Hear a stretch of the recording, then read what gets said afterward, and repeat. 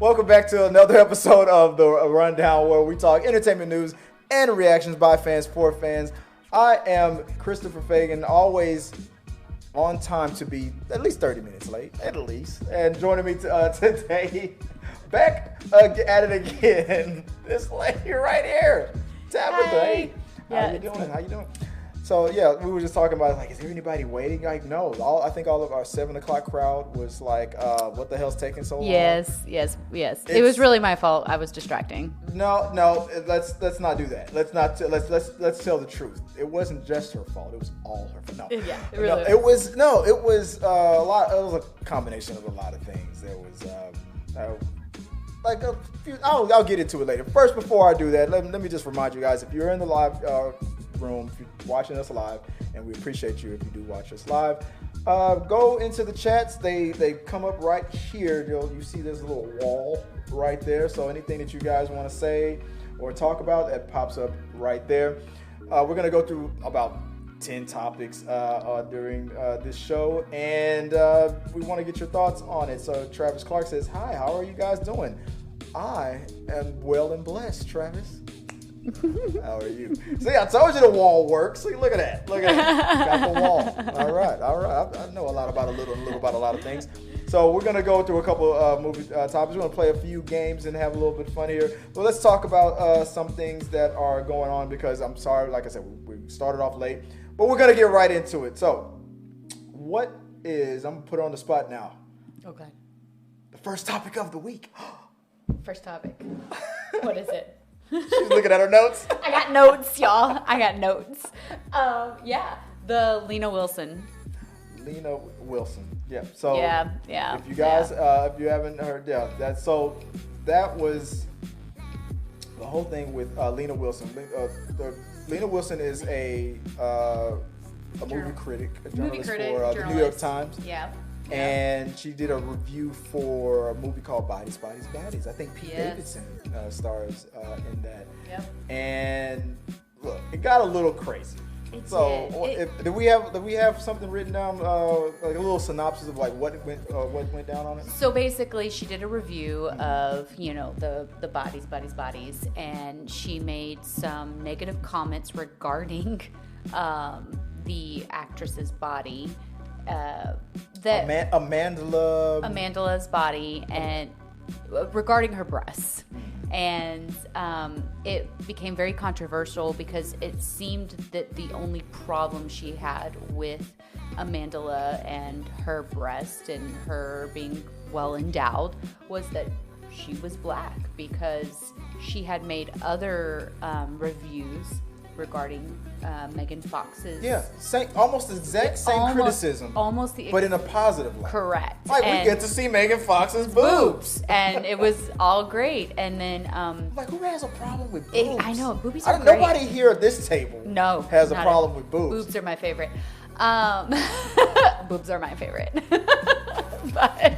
all I heard... Well, you want to know why I was late? Like, the second she walked in the house, Chris, if I told you about... Have you heard of this new concept called boobs? Boobs. It's the latest trend. I'm like, what? Yeah, they're great. If you didn't know, they're great. But she made that crazy comment about how it's like a 90-minute boob fest for her. Correct. And Amanda responded on TikTok, and we were talking about this. She gave her an out. Yes, she gave her the ability to make this more of a joking manner, to make it a more positive light, to make it more of a I didn't mean it maybe in the way that it was coming off. Right. And then here's an opportunity. She gave her an off-ramp. Yes, she gave her this plate and what she said was something to the fact that I DM'd Lena directly, the movie critic, the actress.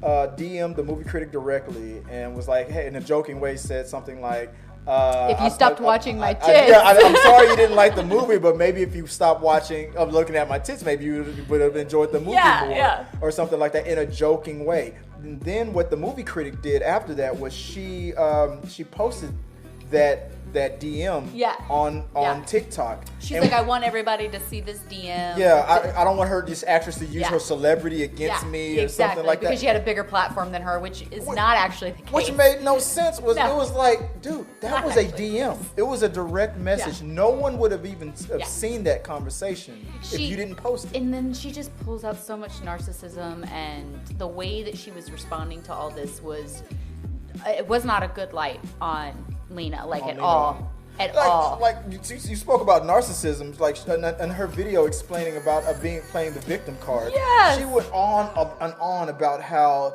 I am a critic and I didn't go to college for any of this. I'm just so naturally gifted and I'm naturally this and all that. Just like told, It's horrible. Like all up on her. I mean, I know she doesn't have one, but I'm just gonna say it. She was like all up on her own dick. I mean, it was weird. Well, she does have one. It just straps on. Yeah, I mean, I'm not gonna go there. I was gonna say something. I'll say to them what I said to you. You don't know my life. We don't. We So don't I'm know not his gonna life. go there. But what happened after the fact was kind of interesting. So after the whole thing about how I don't want this celebrity to use her celebrity against me or something, playing the victim. Even her own followers or people were like, at first people were like sympathizing with her and then it slowly started to go against her. It's like, you know what? No, this isn't making sense. Amanda sent you a private direct message. You're the only one here making it public. Absolutely. And then she kept making it public. She kept like digging her hole bigger and bigger and bigger. And just like her going off on herself with regards to, I've got so much natural talent. But she never really focuses on the fact that her father focused on the movie. She got the job because of her father. Yeah. Like, I looked that up. Yeah. I was like, I'm in the New York Times. I have so much natural talent. Dude, Yeah. your father is the editor-in-chief. Yes. She got the job because of her father. And don't get me wrong, she may have talent. She may have these abilities. That's great. Yeah, exactly. I'm not gonna say she doesn't have talent, but to brag that much and talk shit just to try to. And the interesting thing about it, because I've seen, and I was talking, and I don't know much about it, but I've seen some people were like, why are people making this rift between like lesbians or like white lesbians versus black lesbians or in the LGBT community and stuff like that? Like you're making this rift when it was not necessary. Yes. Like, It was not necessary. This was literally her creating drama out of something because her ego got hurt because someone called her out on something that she did. Yeah, the hypocrisy on it. The hypocrisy on it. For the same reason you praise the white actress for her physical beauty, her large chest, but for that same thing, you bash the black artist on it. I gotta say, I'm a little disappointed in her lesbian ways to even complain about boobies in general. If there's boobies, it's great. Like, so why don't you like the boobies? Why don't you love the boobies? Just let the boobies be. There's your bumper sticker. Let the boobies be. This comes in. I pulled up Newsweek real quick. So the film critic who leaked a series of DMs from actress Amanda Steinberg has deleted her Twitter and TikTok. So everything's gone now. And that must be recent because I was surprised how long it stayed up because it felt like she was like doubling down on it. Like, oh, I'm not gonna run from this. But then once all of the majority of your followers are like, no, you're the one that's in the wrong. It's like, nah, it's time to retreat. This didn't work. It finally came. What was her plan? I don't know, but it finally came to like show. I think so. She kept like I said, she was digging her own hole. She kept making these videos and I know, right? She kept making all these videos where she was talking about herself. She never addressed the issue, or she never addressed even her criticism of the movie. All she did was try to boast her own ego and her own skills per se and her own natural ability. I can say these things because I'm fucking awesome. Yeah, like it's and then she even tried to use her minority to okay it, which that's not okay. That's what I was trying to get into. That like that. There you go. That's what I've heard people were saying. Like, she's using the fact that she's a part of the LGBT community as a shield to block her from what she was doing to another person in the same community. In the same community. Like, we're literally beating each other up in the same community now. And her trying to take her minority and use it as a tool to make it okay for her to do what she did is not okay. Yeah. She was shown an error in her ways, and she should have taken that gracefully, and she should have or if she wanted to stand by her conviction for her criticism, then focus on the criticism. Yeah. Focus on the criticism of the movie. Like, I didn't read her review yet. I'm pretty sure she gave a legit criticism of the movie and whatnot. But the things she that she has did. not But the fact that she focused on that one actress, that the physical body part of that one actress, it throws the fact that actress gave you that offering, and you didn't take it. You didn't see it. You didn't address it. You didn't acknowledge it. Yeah. You literally just dug yourself even worse. You didn't.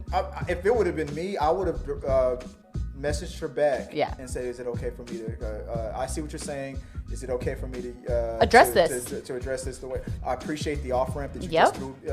And Amanda was laughing about this. It's like, I thought that we were gonna joke about it was one lesbian to another. Yep. I thought we were about to joke about this, but she didn't. Obviously, didn't see the context. We were talking about. You said your dad was like a smart person. Oh yeah, no common sense. But the common sense part of it just snaps where it's snapping.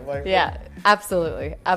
Like, you can be the smartest person in the world and have all these gifts and have all these talents and have all this book smart, and then have zero common sense to recognize basic interactions that are going to benefit you in the long run. Right. Just because you don't understand that social interaction, and it just seemed like this woman did not get the social interaction with that DM and did not understand what Amanda was doing for her, like, at all.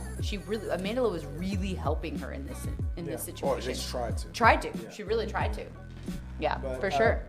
So guys, let us know what you guys think about that whole thing. Look that up. Go to TikTok. Like, usually I would have like these graphics up. I would probably have played the video. I'm sorry guys, I don't have all those things up. So stop being fucking lazy. He was saving babies today, okay? He was saving babies. Saying, like, you know what? Let's talk about it, guys. And remember, the live chat is up. So if you guys want to say something about anything we talk about, put it up on the live chat. Amanda Lehman says, "Hello all." Hi. Hello, man. How are you doing? No, he really was saving babies today. That's why everything was running late. So I mean, it's true. It's damn true. It was really true. What happened earlier today was let's take a little time. Let's take a little break. Tell him what happened. So I was at Walmart today, and I had to buy some 7-Up for this. It's my fault. It is my fault. Her little drink. She's like, it's in our contract. If I'm going to be a part of this network, I'm going to need two things. I'm going to need vodka, Tito's specifically, and 7-Up. Yeah. So I had basic white girl. I realized. Not White Claw. So it's Tito's and 7-Up. Is that the white girl drink? It's a basic white girl drink. Damn. Wow. So I was out there trying to get a drink because I didn't want her to be 7-Up-less. And when I was in the parking lot, I saw a woman. She had her baby locked in the car, and she's trying to tell her baby how to unlock push the button. She was getting so frustrated. She's banging on the glass. No! I'm like, all you're doing is scaring the baby more. So I did what any rational person would do. I walked away from her immediately and made sure I got Tabatha's 7-Up first. Then really. Priorities. No, look at Priorities. You don't understand the text message. That 7-Up better be cold. All that shit. It was like, look at this person right here. Don't let it go. Yeah. They're trying to laugh it off.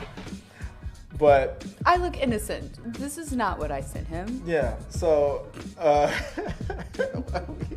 Amanda says, hi, how is everyone doing? Pierre Kelly says, good, Amanda.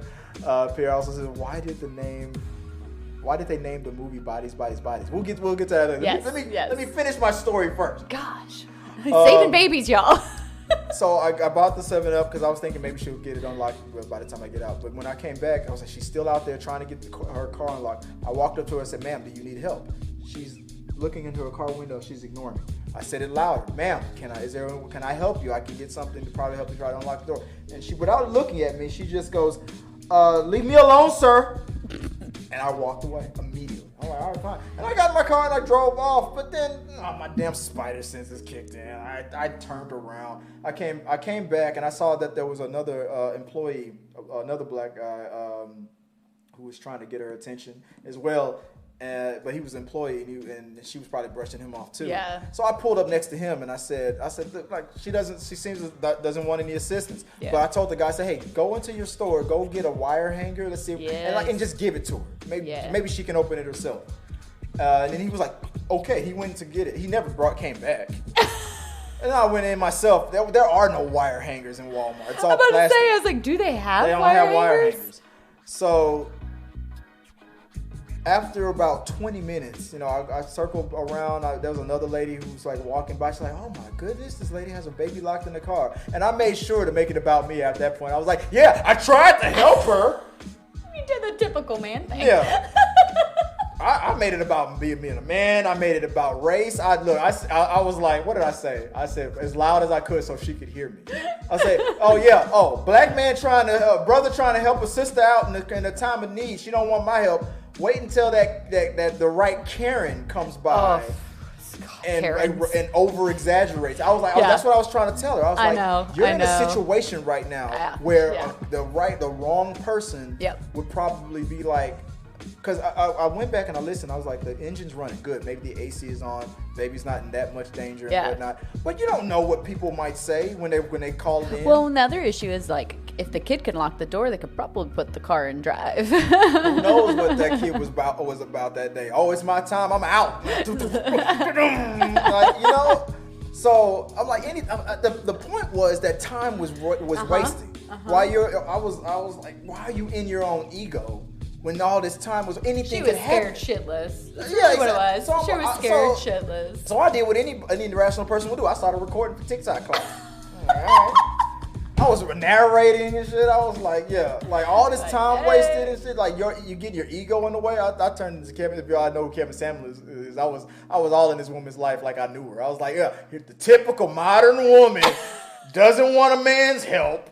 But wait until that white man comes and help. Then she's gonna be like, oh, can you help? Yeah, brother can't help her. Like I was getting mad. Like I was pumping it up in my head for no reason. I don't know what the fuck is wrong with me. I was like, I like calling my own people racist against their own people. Like, cause I'm a black man. Like she letting her history get in the way, her trauma. But honestly, that I said that. I was like, it could have been that. It could have been like she don't want a man.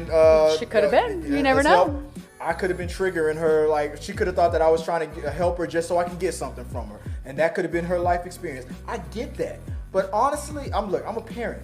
Yeah, you're Put just that trying to bullshit away, so you can get this kid out. Yeah, exactly. Look, if I could hate all, like let's say for example, I could hate all white people because all white people have been racist to me my whole life.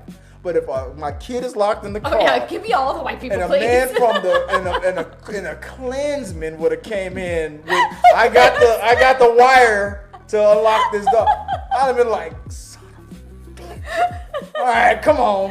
It's like a Klansman. But while you open the door, you better not say that word. He probably would have. He's like, oh yeah, man, just keep locking yourselves out of the car. Oh my God, would I have stopped him from helping me?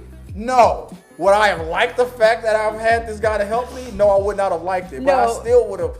I would have put my issue with that man to the side. Yeah. I'd have let him call me that word while the door was still locked. Yeah. The second that door unlocked, I'd open the door and I'd knocked him out and then drove off. But eventually, like the fire department came, they got the baby. Long story short, too late, I know. But the baby it's not a short story, just so you know. The baby was fine. She got in. Fire department had to come. All this stuff. It was crazy. Well, all right. But that's why he was late. That's why that's why the show was late. And then I was distracting him for like an hour. Yeah, so. I know, right? I was the second she walked in, I'm like, your hair's not combed? I know, it was a mess. I'm a mess. It's a hot freaking mess over here. She kept complaining about how hot and how cold it was. It was so freaking cold in here. God. Which is weird to me. I'm like, I live with a white woman. My wife is white, and then this one comes in like complaining about the cold. I'm like, I thought you guys didn't like the heat. Remember what I said the last time she was here? Remember what I said, guys? What is she? What? Her black ass was telling me how cold it was in the house. Let's move on.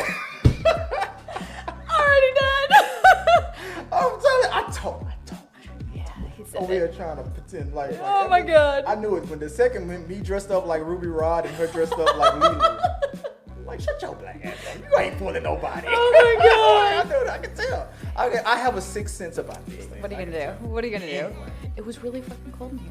Well, yeah, this tropical sister right here is calling me out. Damn, Chris. You don't watch BET? What's wrong with you? That's what she said to me. Do you really want to know something funny though? Chris, you don't know how to play dominoes? What the fuck? I do know. I am really good at dominoes. That's what she said to me. And I don't know how to play dominoes. You see that face right there? You see that? That's why I said like what I say. I don't understand this at all. Look at that. How do you not know? Like, because I'm black, I have to know how to play. All of us are born playing dominoes. I just don't know. I never learned. I don't know how to play dominoes. I literally grew up playing it. So I'm in the words of Christian Bale, good for you. Can we move on to the next topic? All right, next topic. What's going on with the next? Oh my gosh, what is going on with the next topic? All right, topic number 2. What do we got? Oh, Olivia Wilde. Olivia Wilde. Yeah. So for all of you who, so Olivia Wilde, rumors were coming out because she's been directing for a while, and I'll tell you, full disclosure, guys, I'm gonna have to give a little disclaimer. Olivia Wilde is on my list. Oh, because she's on my list too. I'm sorry, she is on my list, my hall pass list. Yeah. Now, this list has not been sanctioned by Joy at all. But what? I am willing to die on this hill. I love Olivia. You need to get it sanctioned. You need to get it approved. You will not approve of me even on your list. Looking at another. Olivia Wilde. She won't let me have any fun. Most women will approve Olivia Wilde. A goddess. And she's funny, so it tops everything. She's directing now, and she's crushing it. Have you seen her movie? Yeah, what was that? The two girls graduating from high school. Oh yes. Hold on. Book something. What's it called? Was it the Booksmart? Booksmart. Olivia Wilde is crushing it as a director. That was a great movie, but it was very witty and very well good. done. Me and Joy was very surprised at how well it was. So Olivia Wilde has a new movie coming out with Harry Styles and Florence Pugh coming out soon.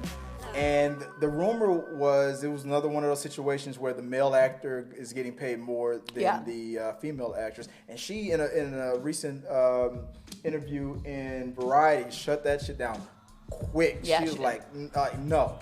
Like, that is not happening. No, the male actors are not getting paid more than the female actors. And I wouldn't think that would if a movie's being directed and led by a female artist, I wouldn't think that would be happening. The director doesn't necessarily always have the control over that. So it's not that it's not that even something that she could control that narrative. She could have a say in it. She could have a say, but... And I'm sure this was a movie project that she brought to the studio. Yeah, but the producers and everybody like that is going to have a say in that matter. I have to double check if she's one of the producers. Yeah, so if she's a producer on the movie, then yes, she would have the say. And that's probably why it was brought up to her, because she's probably is one a producer. Because I think she was a producer. But they're pitting it on her being the director of the movie, whereas the directors, they don't...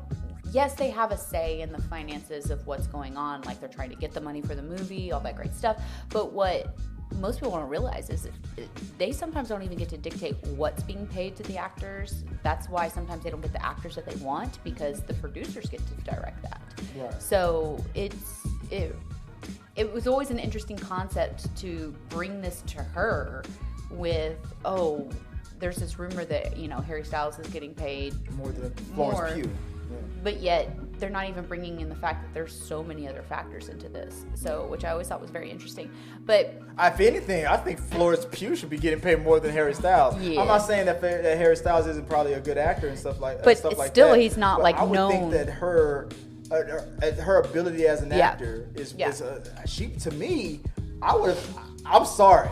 And maybe this might be my bias. Maybe Florence Pugh is another person on my list. I'm not going to divulge that information right now. But if I was the producer of that, I'm like, no. I'm like, let's give Florence this amount, and who the fuck is Harry Styles again? First of all, don't get me wrong. I love Harry Styles. Yeah, he's an awesome guy. I love me some Harry Styles. I was not but into the boy band aspect of him, but I really love his solo. His solo. You like his Justin Timberlake now? Yeah, he's come to his own, but he's really like. What is the equivalent of his Cry Me a River song? Oh, I don't know the name of it. Like when I say I'm not musically driven by him, I'm not. I'm more driven by him in the sense of what he's portraying, what he's trying to change in the society, and what just his almost like his taking away this toxic masculinity aspect to what Harry Styles is. I'm really behind him on that.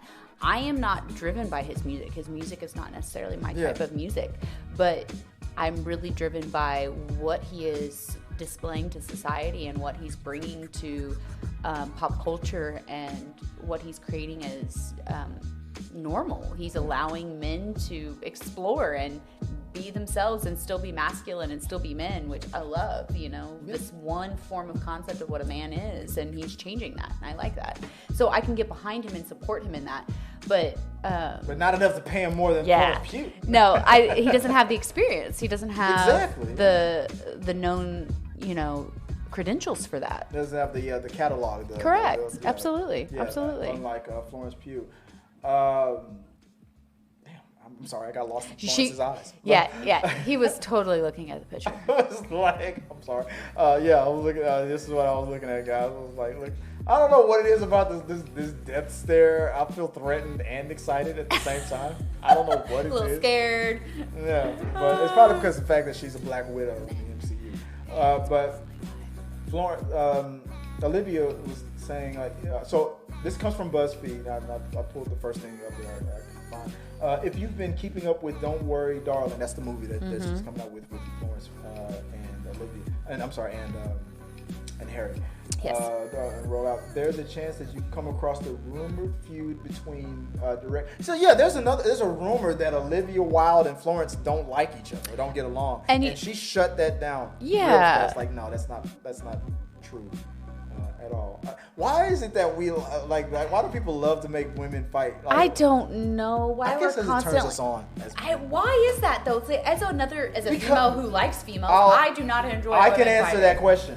I don't like drama. This was answered in Seinfeld, in an episode of Seinfeld. Oh God, of course it was. The catfight phenomenon excites us men because we feel like in the middle of the fight that there's a chance that the two women may kiss.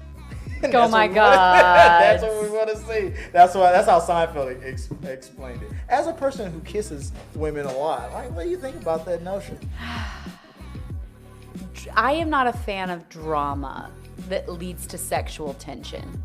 Drama to me does not equal sexual tension. Okay, hate sex is in my mind reserved for people who have already had love sex. So I'm not down with the whole drama. I hate you. Let's make out. That is not. I don't like Mean Girls. So I am not the best. I am not the best person for this because I'm not a fan of Mean Girls. No. Mean Girls do not turn me on. She does want to make fetch happen. I have never used that term. Thank you very much. Fetch. Not use that. But yes. No. And there's a lot of BDSM people using that term, throwing some shit. Fetch. That is a different concept. Oh, not the same type of fetch. Not the same type. Not the same type. But yeah, I don't understand the whole Mean Girl drama. Trying to put these two. Yeah, it doesn't do it for me as someone who loves females. It doesn't create a desire for me. So in the article, it continues. So there's a couple of theories behind the alleged drama, but one stems from a report earlier this month from Showbiz Galore that Florence was paid only $700,000, while Harry, who is also Olivia's boyfriend, was paid $3 million for his supporting role. In a new interview with Variety, Olivia denied any claims of a pay disparity between Florence and Harry. There has been a lot out there that I largely don't pay attention to, she began. But the absurdity of the of invented clickbait and subsequent reactions regarding a non-existing pay disparity between our lead and supporting actors really upset me.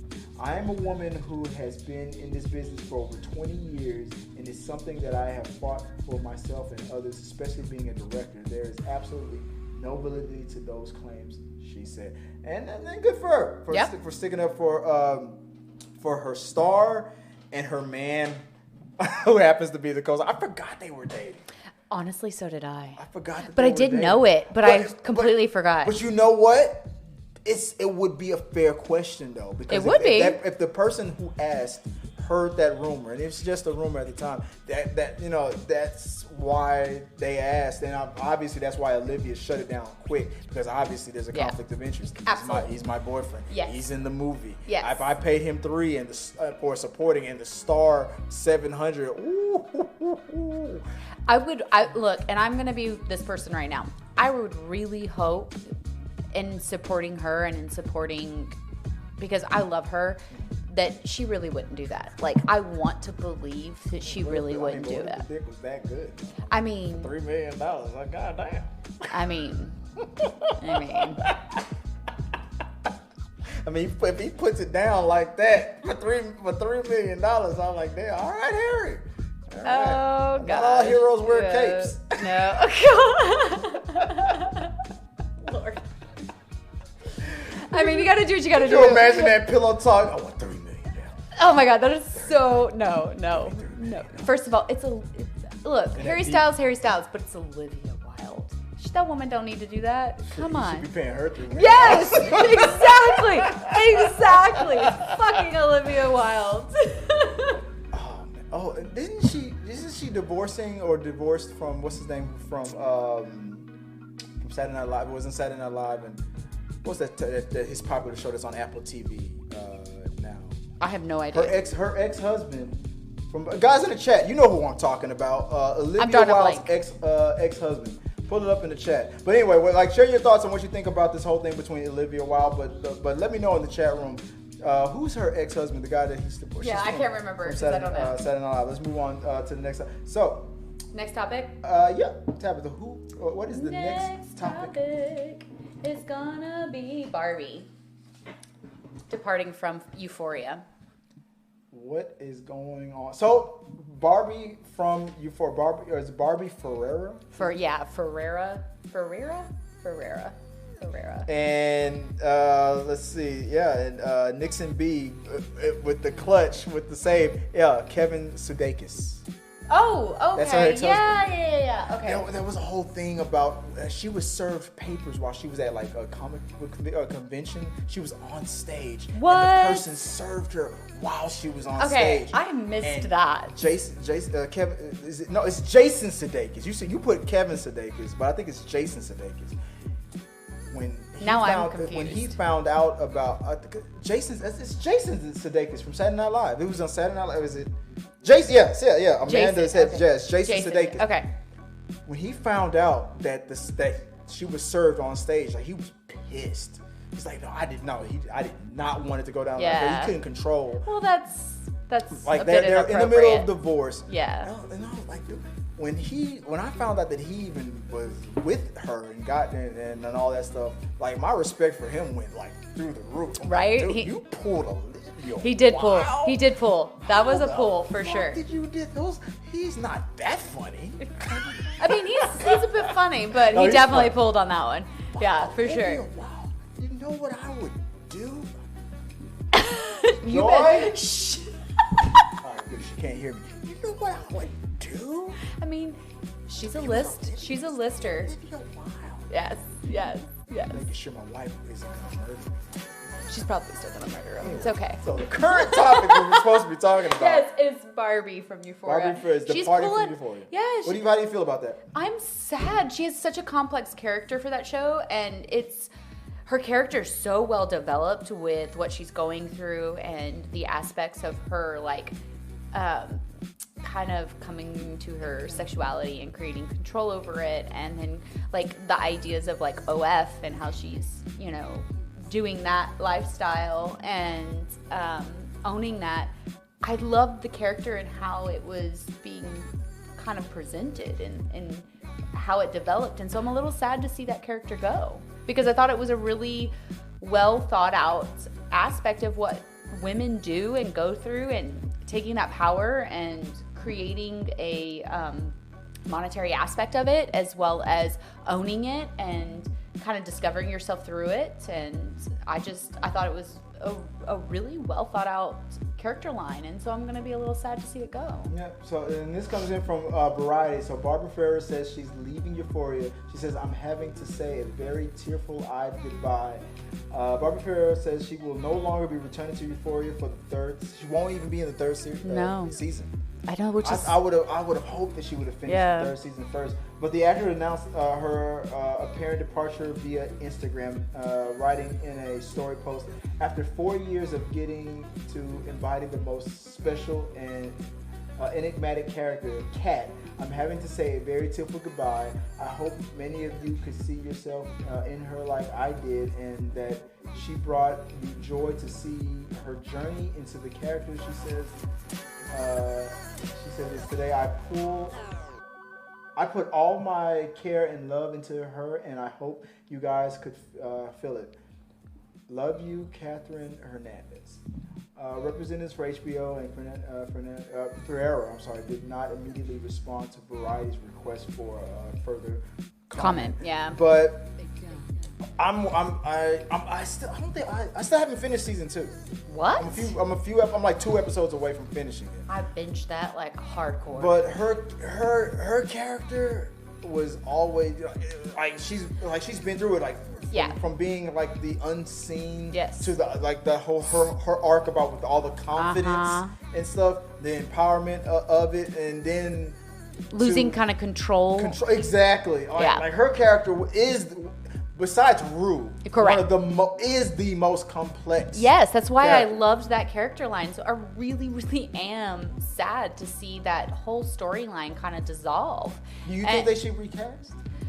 That's always a hard one. Like, sometimes recasting works and sometimes it doesn't. I'm a firm believer that the actor is meant to serve the film or the show, not the other way around. I'm okay with recasting. So if the story there's a heavy arc with her involved, I'm okay with recasting. If it doesn't really matter, then writing her off the show is okay with me. I think that that's a complex scenario, only because yes, I agree with you in the sense that if the storyline is strong enough, then really you should be able to put any actor in there to do the job. However, with a show like Euphoria, because of how it's developing, how realistic, and that's the kicker for me, is how realistic it is.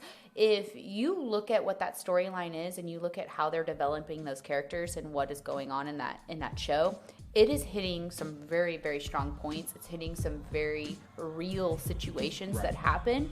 And so you are associating, and then you're finding people in your life you can pinpoint to these characters, but you are strictly falling in love with that actor for that character, because not only is it a young audience, because that's what Euphoria is, it's a young audience. Makes me feel like a dirty old man for watching it sometimes. And it makes me feel like a dirty old lady for watching it sometimes. Dirty old lesbo.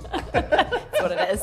What are you doing about watching that show? I know. But because they're so young in this storyline that you see them develop and grow as a character, it's hard, in my mind, to replace an actor in that, because it's you're watching them grow. You're watching them grow into this human, real scenario. Yeah. The realism there is so intense, and it's so a part of that character development that I might have a really hard time with replacing.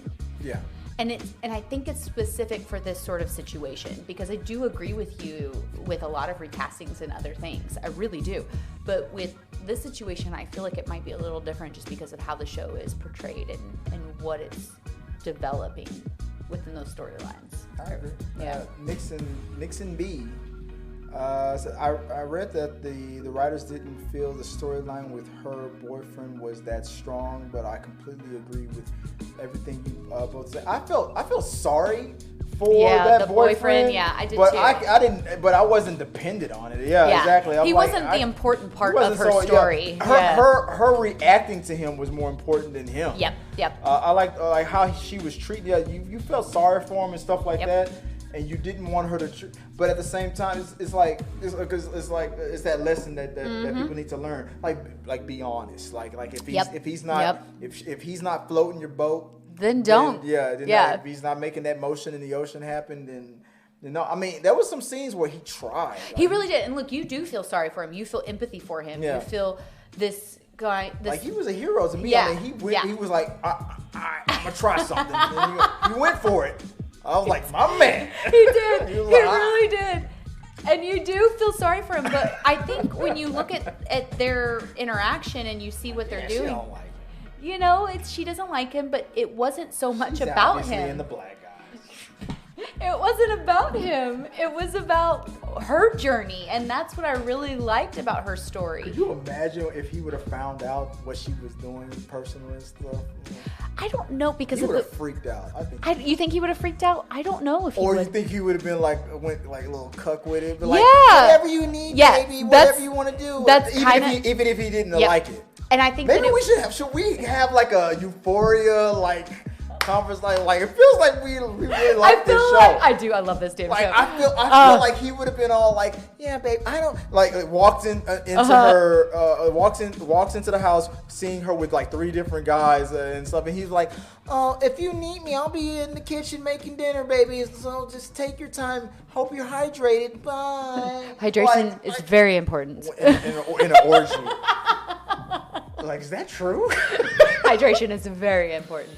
No. We should be having different conversations on the rundown. Should this be orgy talk? Oh my gosh. Send your thoughts below. We're not going there. Speaking of orgies, Tabatha. No.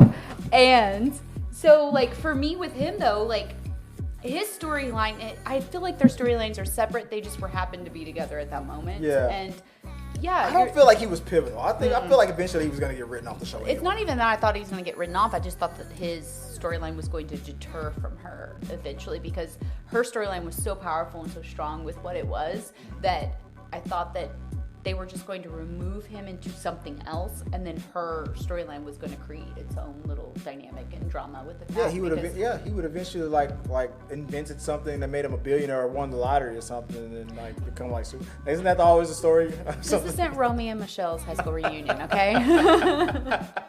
That's all. That's every guy's fantasy or something. I'm gonna become something awesome after this, and you're gonna regret, cheating on me 30,000 times and stuff. Her journey. Yes. There were times in that show where I did not like the way her other girlfriends were talking to her and treating her, and when she stood up for herself, I was like, right the fuck on. But there was one moment where they bombed back at her. And it was totally justified. I was like, how is it that you made one of the most unlikable characters on the show put you in your place? And you are one of the most likable and sympathetic characters on the show, and the most unlikable one was able to put you in your place for this one moment. Do you know what though? That is what makes this show so fucking great. It's because it's real. The back and forth. It's the complexity. It's life. That's human. Yeah. That is literally what human beings do. We are not all good or all bad. We are complex. We're all the heroes of our own story. Yes, and we never think we're the villain of the story when sometimes we are the villain of the story. And I know I'm the villain of my story. He wants to be the no. He wants to be the villain of the story. That doesn't necessarily mean I will be avenged. Damn you, Spider-Man. Now, what did he say to Tobey Maguire? I was gonna finish it quickly, but now that you really pissed me off, gosh, I'm gonna do her nice and slow. I mean, that's the line. That's the better way. If you don't like the Green Goblin in the first Spider-Man movie, I don't know why that line was. Why would he make it so sexual? He did. He did make it very sexual. Now that you really pissed me off, I'm gonna do her. That's what he said. Nice. And slow. Oh my god, he always freaked me out though. Ugh. Willem Dafoe, right? Yeah. Oh, he always freaks me out. He looks like him in his normal face. Everybody wanted him to play the Joker. Wait, Ferreira. We're talking about Euphoria, right? I know. We got sidetracked. This happens all the time. Yeah, but she just like a villain. Like she's not your typical villain. She will she will do things like she's very sympathetic, and I understand her, and I'm like. And I'm glad that she's getting her confidence, but then she started to cross too many lines. Like now that you're confident, like you don't get to like really like talk shit. And so there's a reason for that, and I think that this was the important part about her character. Mm-hmm. She had not had the developmental skills socially to ease into that position. Yeah. So they showed what I feel is a very real aspect of what happens to girls who are introverted, who are the outsiders, who all of a sudden become an insider, who have these confidence, who get thrusted into this position of power. Mm-hmm. They don't know what to do with that kind of energy. They don't know what to do with all of that. So the character really showed what happens when you have to discover that real time. And sometimes you fuck up. Yeah. Sometimes you make massive mistakes with it. And they wrote that in there, and that's one of those many, many reasons I love that show, is they really showcased that. They showcased the realness of what happens when you are given this sort of confidence and this power, and you've not had it your entire life, and you don't know what to do with it. Yeah, you're gonna make mistakes with it. You're gonna make mistakes with it. You're gonna make major mistakes with it. You're gonna go the route of the very people that you detested before. You know what that's the equivalent of? It's like when you're right out of high school or right out of college, and you're an athlete, you're a football player or something, and you get signed to the NFL. And now you come from you grew up in a middle class or below middle class lifestyle, and now you're a millionaire. Yeah, and just they like lose that. all their money. Exactly, because you were not raised on how to be a millionaire and to manage your money as a millionaire. Absolutely. And it's 100%. like you're immediately thrown into the shark infested waters, and you wonder why you went broke so fast, because you weren't raised that way. That is a common story within that scenario. Like a common story where they're thrusted with all this money, they don't know what to do with it, they have endless amounts of women, drugs, the rock star life, and they blow it all and lose their shit, and they don't know what to do responsibly with it. It's the story that is told over and over and over again in those scenarios. And that's one of those things. This is why I'm so sad about this character leaving, because it's one of those storylines that really showcased that. Yeah. It showcased what happened in real time in a scenario that's more real for the everyday people. It's more common for a woman who felt ignored and unseen and invisible all of a sudden get seen and not know what to do with all that attention. Not know what to do with that confidence and that power. And so I'm really sad about it leaving, because it's a really good lesson to display to people. Yeah, no, it makes sense. And I'm wondering, like, I wonder if she's even gonna film a farewell kind of an episode. I don't know. That's the crazy part. I would hope so, because at least that would make it a little bit easier for the transition of her not being there anymore. Because it's like if it's one of the, I feel like if she doesn't film any episodes of season 3, then that means we're gonna get an episode probably on the very first episode. We're gonna get that narration at the very beginning. Oh, I can't believe they're gonna say her character name went out of town or moved. Some sort of lame. Which is it's a realistic thing. People move. Still lame. Kids have to follow where their parents go. That's true. Parents move, and the kid went and like, oh shit, what happened? Oh, well, over the summer her dad moved to Albuquerque or some shit like that. Very true. Still lame for TV. It's still lame for TV, especially when she was like in the middle of like some pretty wild shit. I know, and I really wanted to see where it went. I was so excited for it. Like, I really was. Oh yeah. So. I got the soundboard out. Goodness. I forgot about that. Like, hold goodness. on. Let me see if I can. There's one sound. There's one specific. There was one sound that I want. Oh wait, hold on. He's gonna make me put my headphones on, isn't he? So there's one sound that I told her that it's my favorite sound. He's been waiting for this. I hope it works. I think you guys might have heard the boom. If it was too loud, let me know. Oh my god, these are all messed up. Sorry, I have to fix them. The concept of headphones really. Hey, So I was hoping, like, if anytime, like, if ever we talk about, like, a certain character or a certain, if she ever mentions a guy that turns her on, Very like rare. Ryan Reynolds or something like that. Ryan Reynolds this is the is on sound the that I list. love. That Sarah Catherine the Red. Warning: if you ever say anything that like cracks me, I'm gonna make it into a sound. It's gonna do it. Sarah Catherine Red said this, and I've made I'm fun so of her. scared, since. y'all. So, like, let's say you're talking about Ryan Reynolds, and he's the one guy that can convince you to go back to. No, Keanu Reeves. Keanu Reeves, yeah. Keanu Reeves is the convince you one to go guy back that to I would try to be straight for. Yeah.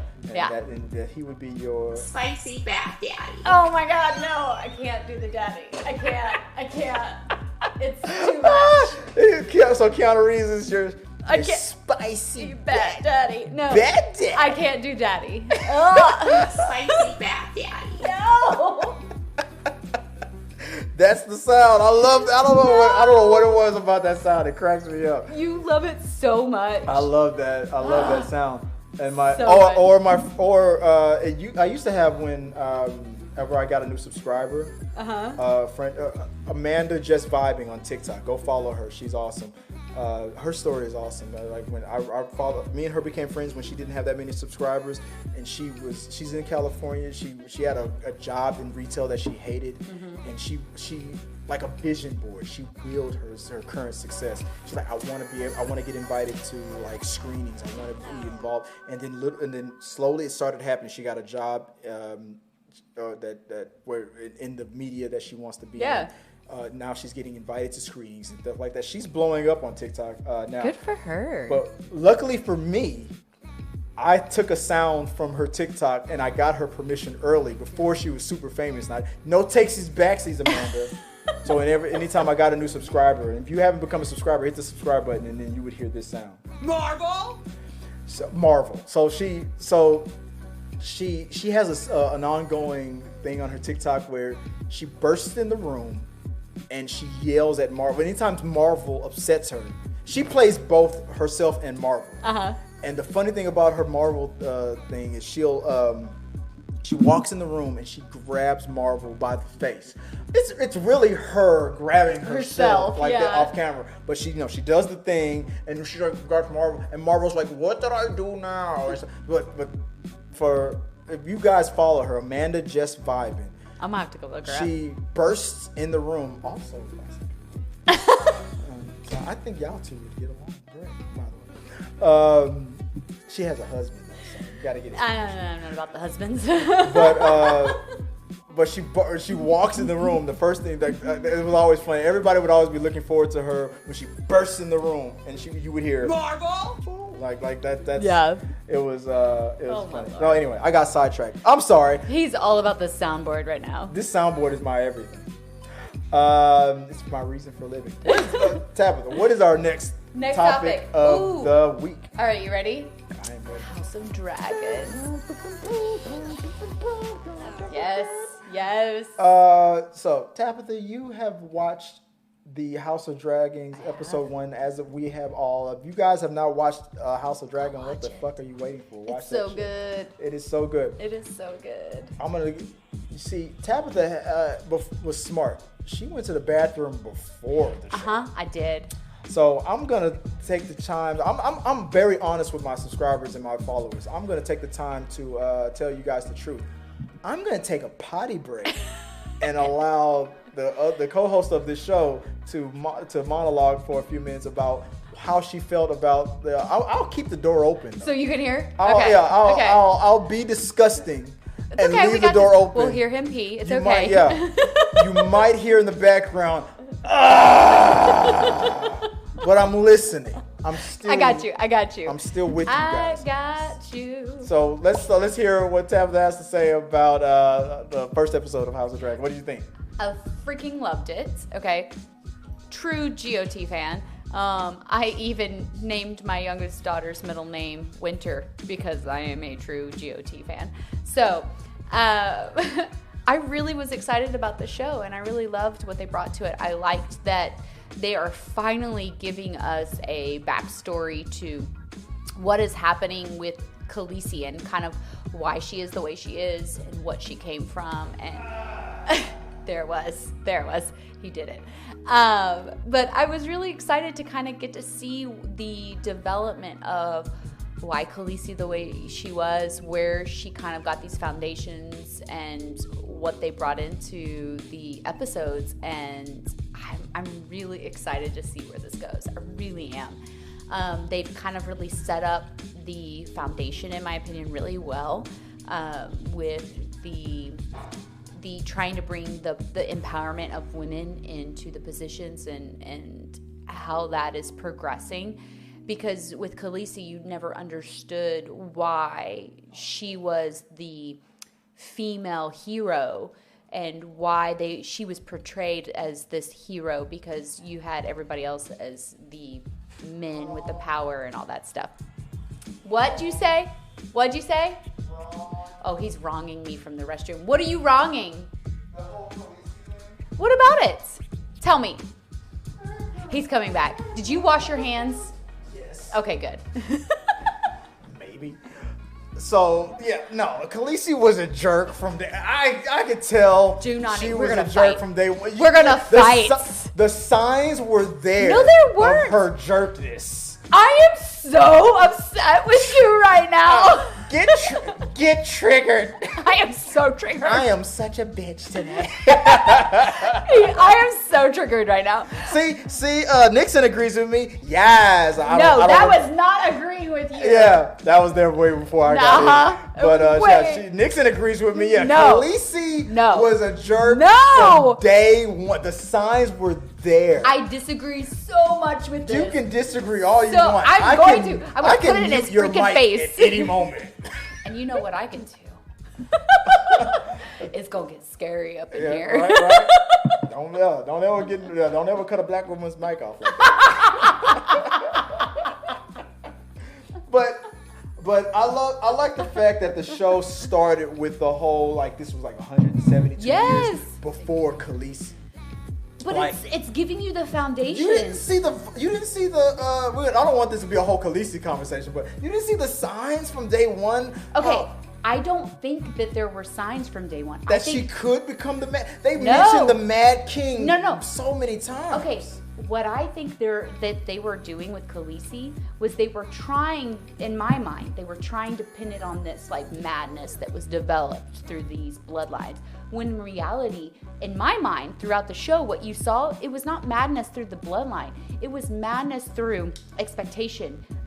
It was madness through what she was having to make decisions about throughout the process of what she was expected to perform with. She had these dragons. She was expected to be this queen, this power, but she was also this empathetic and loving person, and she so badly wanted to be that empathetic and loving person, and she wasn't given the opportunity to be because she was forced by all the men around her. Now it's all the men's fault. Of course. Typical fault. modern woman, ladies and gentlemen. I'm gonna be Kevin Samuels for a second. There you go. Typical modern woman. Everything is the man's fault. Let me maximize the comments real quick and because we got some more comments coming in. Oh my goodness! But that's fun. Let me see if I can. Let me get rid of. Oh, sorry. that. I was reading. I'll get rid of that, and I'll maximize the comments. Like, for real though, like, I felt like it wasn't so much this bloodline aspect of her madness, that it really was the expectation of the job, the expectation of what she was supposed to do, the expectation of how she was supposed to act and be that created the madness. And I think that that's what, in my opinion, this show progressed her towards. I do not think that it was set up in the sense of she was just that way. And I felt differently. Well, I mean, and Nixon said it best, and I was like, why can't I maximize my? Let me see if I can pull it up here. When a Targaryen is born, the gods flip a coin. That seems to be for every Targaryen. That's a direct Game of Thrones. Your favorite show. It is quote. My favorite. So show. I feel like the coin landed a certain way for. But I don't think that's how. I think the whole point of her character line was to show that it's not black and white, that there are all these outside aspects that are influencing her, that are creating her, that are... I would agree that in the beginning, it seemed like her coin was on the good side. And stuff Yes. and then her... So that would indicate that just like every person in the world, that's my that point. That a product of your environment. It's that nature versus nurture. Sorry, I couldn't get out. Nature versus nurture. Too many of these. Right there. Like we do what's it called? What are Tito's? Too many of these. Tito's. It makes Game of Thrones that much better. Tito. It does. This show the rundown is unofficially brought to you by Tito's. Tito's. Drink up and let the good times roll. Oh my goodness. So nature versus nurture. And I think that was our real concept for her character and what she went through and how she developed over time, because I think her nature was very kind and compassionate and empathetic and loving. And she really wanted to be this nurturing person. Like, you saw that in her. She was a breaker of chains. Yes, right? and she was this caregiver of people and really wanted to bring kindness to everyone. And then the influences, her outside influences, and to be honest, the show showed it as men. That's just what it was. Typical modern woman. That's what it was. If Jason Momoa wasn't so... Hey, he was the good one out of all of them. That's the crazy part. The barbarian, the one that was supposed to be the worst, was actually the most empathetic and sympathetic and compassionate towards her, versus all the other ones that were supposed to have her best interest for her were the ones that caused her to be that woman, were the ones that caused her to get to the point that she got to. Okay. And I think that that's the fascinating part of her storyline. And it shows that constant expectation can beat a person down so much that they lose that core part of themselves, and they become this person that they never wanted to be. She stated it in the beginning that she didn't want to be what she was expected to be. Right. And she was forced. And I like that the show is already kind of starting out with how that came to be, how it was progressed, how it started with this expectation of this is going to happen. This prophecy is going to happen. Yeah. And we need to prepare for it. We need to set up for it. But that means that you're going to have to be a type of person. I mean, we can make this. We can probably go on and on. We should probably have a whole Game of Thrones. Maybe we should rewatch Game of Thrones. I know. Oh my God, and so get fun. into it. I'll rewatch Game of Thrones. There's a segment that I want to bring to the channel called Judgment of Characters, and where I always try to play. Right now, it's called. I think we called it something different, where I try to play devil's advocate for bad guys or something like that. Like villain or villain, like something about villains or something like that. What is it? Who's the real villain? Yeah. But originally, I called it Judgment of Characters, where we would judge whether or not I try to play devil's advocate for people or characters who would be considered the villain, and try to act as a prosecutor or the defense attorney for a said character. And we should probably do that. But Nixon B was talking about like 170 years before Daenerys, and the Red Woman was 200 years old in Game of Thrones. Some are saying a possible appearance. Okay, that would be cool. Nixon B, any chance to see that nude scene again? The red one, I love the red one. Nixon B, Targaryen women were kept away from the Iron Throne before Daenerys. That was before Daenerys was the queen. When they said the queen who never was, and now we have Rhaenyra. That whole line, that queen that never was. I was like, that's such a dick move. It really was. It really was a dick move. And it's like one of those situations where you really see in a culture or a society where ego is driven. That's all that was. Nixon also goes on, warms my heart to hear someone vouch for Khaleesi. I love me some Khaleesi. I really do. I love me some Khaleesi. I love her too.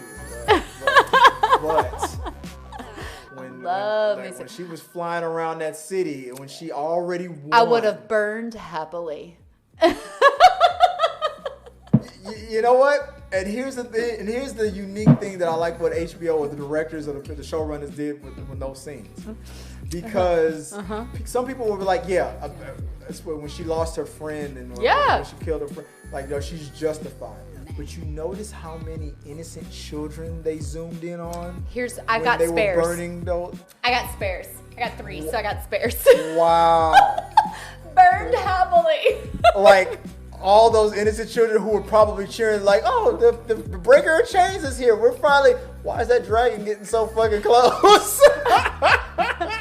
Okay. How many sympathetic supporters did she burn? I'm gonna call you on this. How many children die in war all the damn time? Yeah, too all many. the damn time, but a woman does it and it becomes a thing. Oh no, like I'm a liberal, I'm a lefty, but I'm a lefty. I'm gonna if Obama probably droned a lot of innocent people. I don't think that was cool. I'm not gonna pretend like that was cool. Hey, I had multiple children. But would I vote for him again? Yes. I have multiple children for a reason. Sometimes, things happen. You gotta have spares.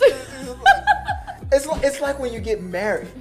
It's like, you notice that what the priest says. He doesn't say the name of your husband. It's like, do you take Cliff to be your lawfully wedded husband?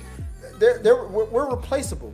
Like if the groom doesn't show up, the best man is right there. That's why the line is literally, do you take this man? This man. Or interchangeable. I mean, I married a woman, so it was. Did you take this woman? But I mean, is it in the? I mean. I feel like on House of Dragons, I feel like we're being set because what the uncle. Yes, the uncle. I really love how this is playing out. I feel like they're trying to set him up to be the Khaleesi. But he's a complex character. I feel like he's just complex. He's a complex character. I feel like there's going to be storyline going on with him that is going to. You think that? I feel like the niece is going to probably. You think they're going to do it again? Do you think they're going to make the woman the Mad King type person, and then he will be the savior, or will he be the Mad? I don't know. King? I'm really excited to see how it plays out because they're both really cool, complex characters in how they're building it. I feel like she's old. Yes. But I feel like he has a claim. Yes. He has a I feel like these two characters, the coin will go back and forth on both of them. So I agree with you on that one. I agree with you. I'm really hoping that they play to the complexity of the personalities because I love how they're setting up, especially the uncle. I love how they're setting up because he's not completely a bad guy. He seems to love his family. He seems to love his niece. He seems to dote. He seems to love his horse.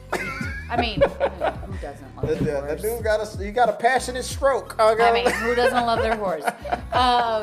But he really does seem to have this side of him that is ground in family, that is ground in a duty to that, and you can see that within that character, So you can see this concept of where he's not all bad, he's not all good, he's a complex, developed character already within the first freaking episode, which is one of the wonderful things about the show. And then with his niece, you can see that she is growing into this person that she is with these strong, young convictions, and I love that. I love that they're portraying.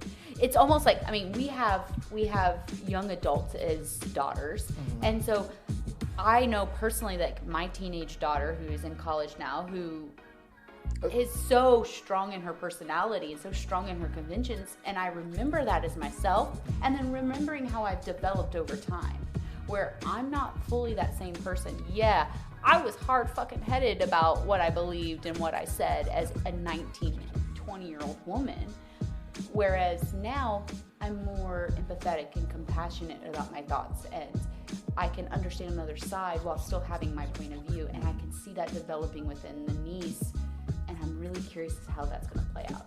Rachel was saying like, wow, this got deep.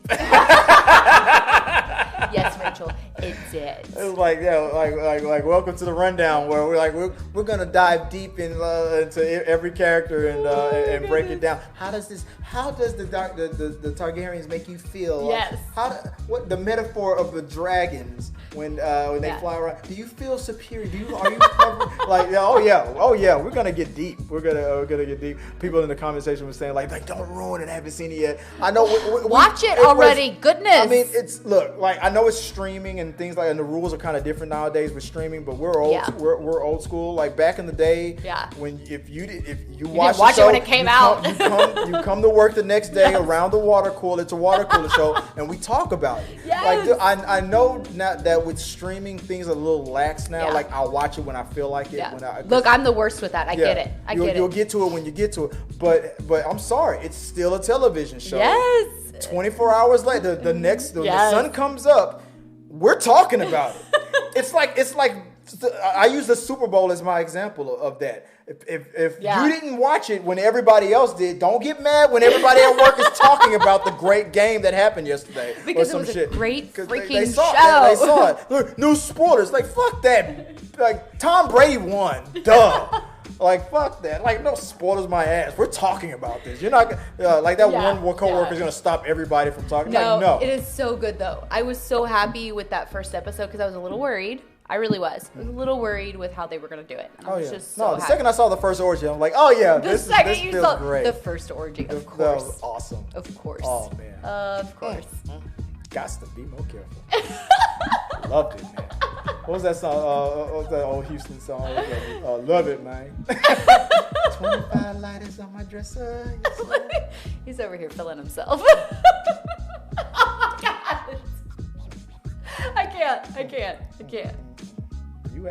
You knew what you were in. You're like, I can't. I told you that the rundown we go there every now and then. The conversation really started to go crazy now. God, what Nixon, I just know when she said D, I said oh no, and then Dracarys came out and I had chills and cried. Aww.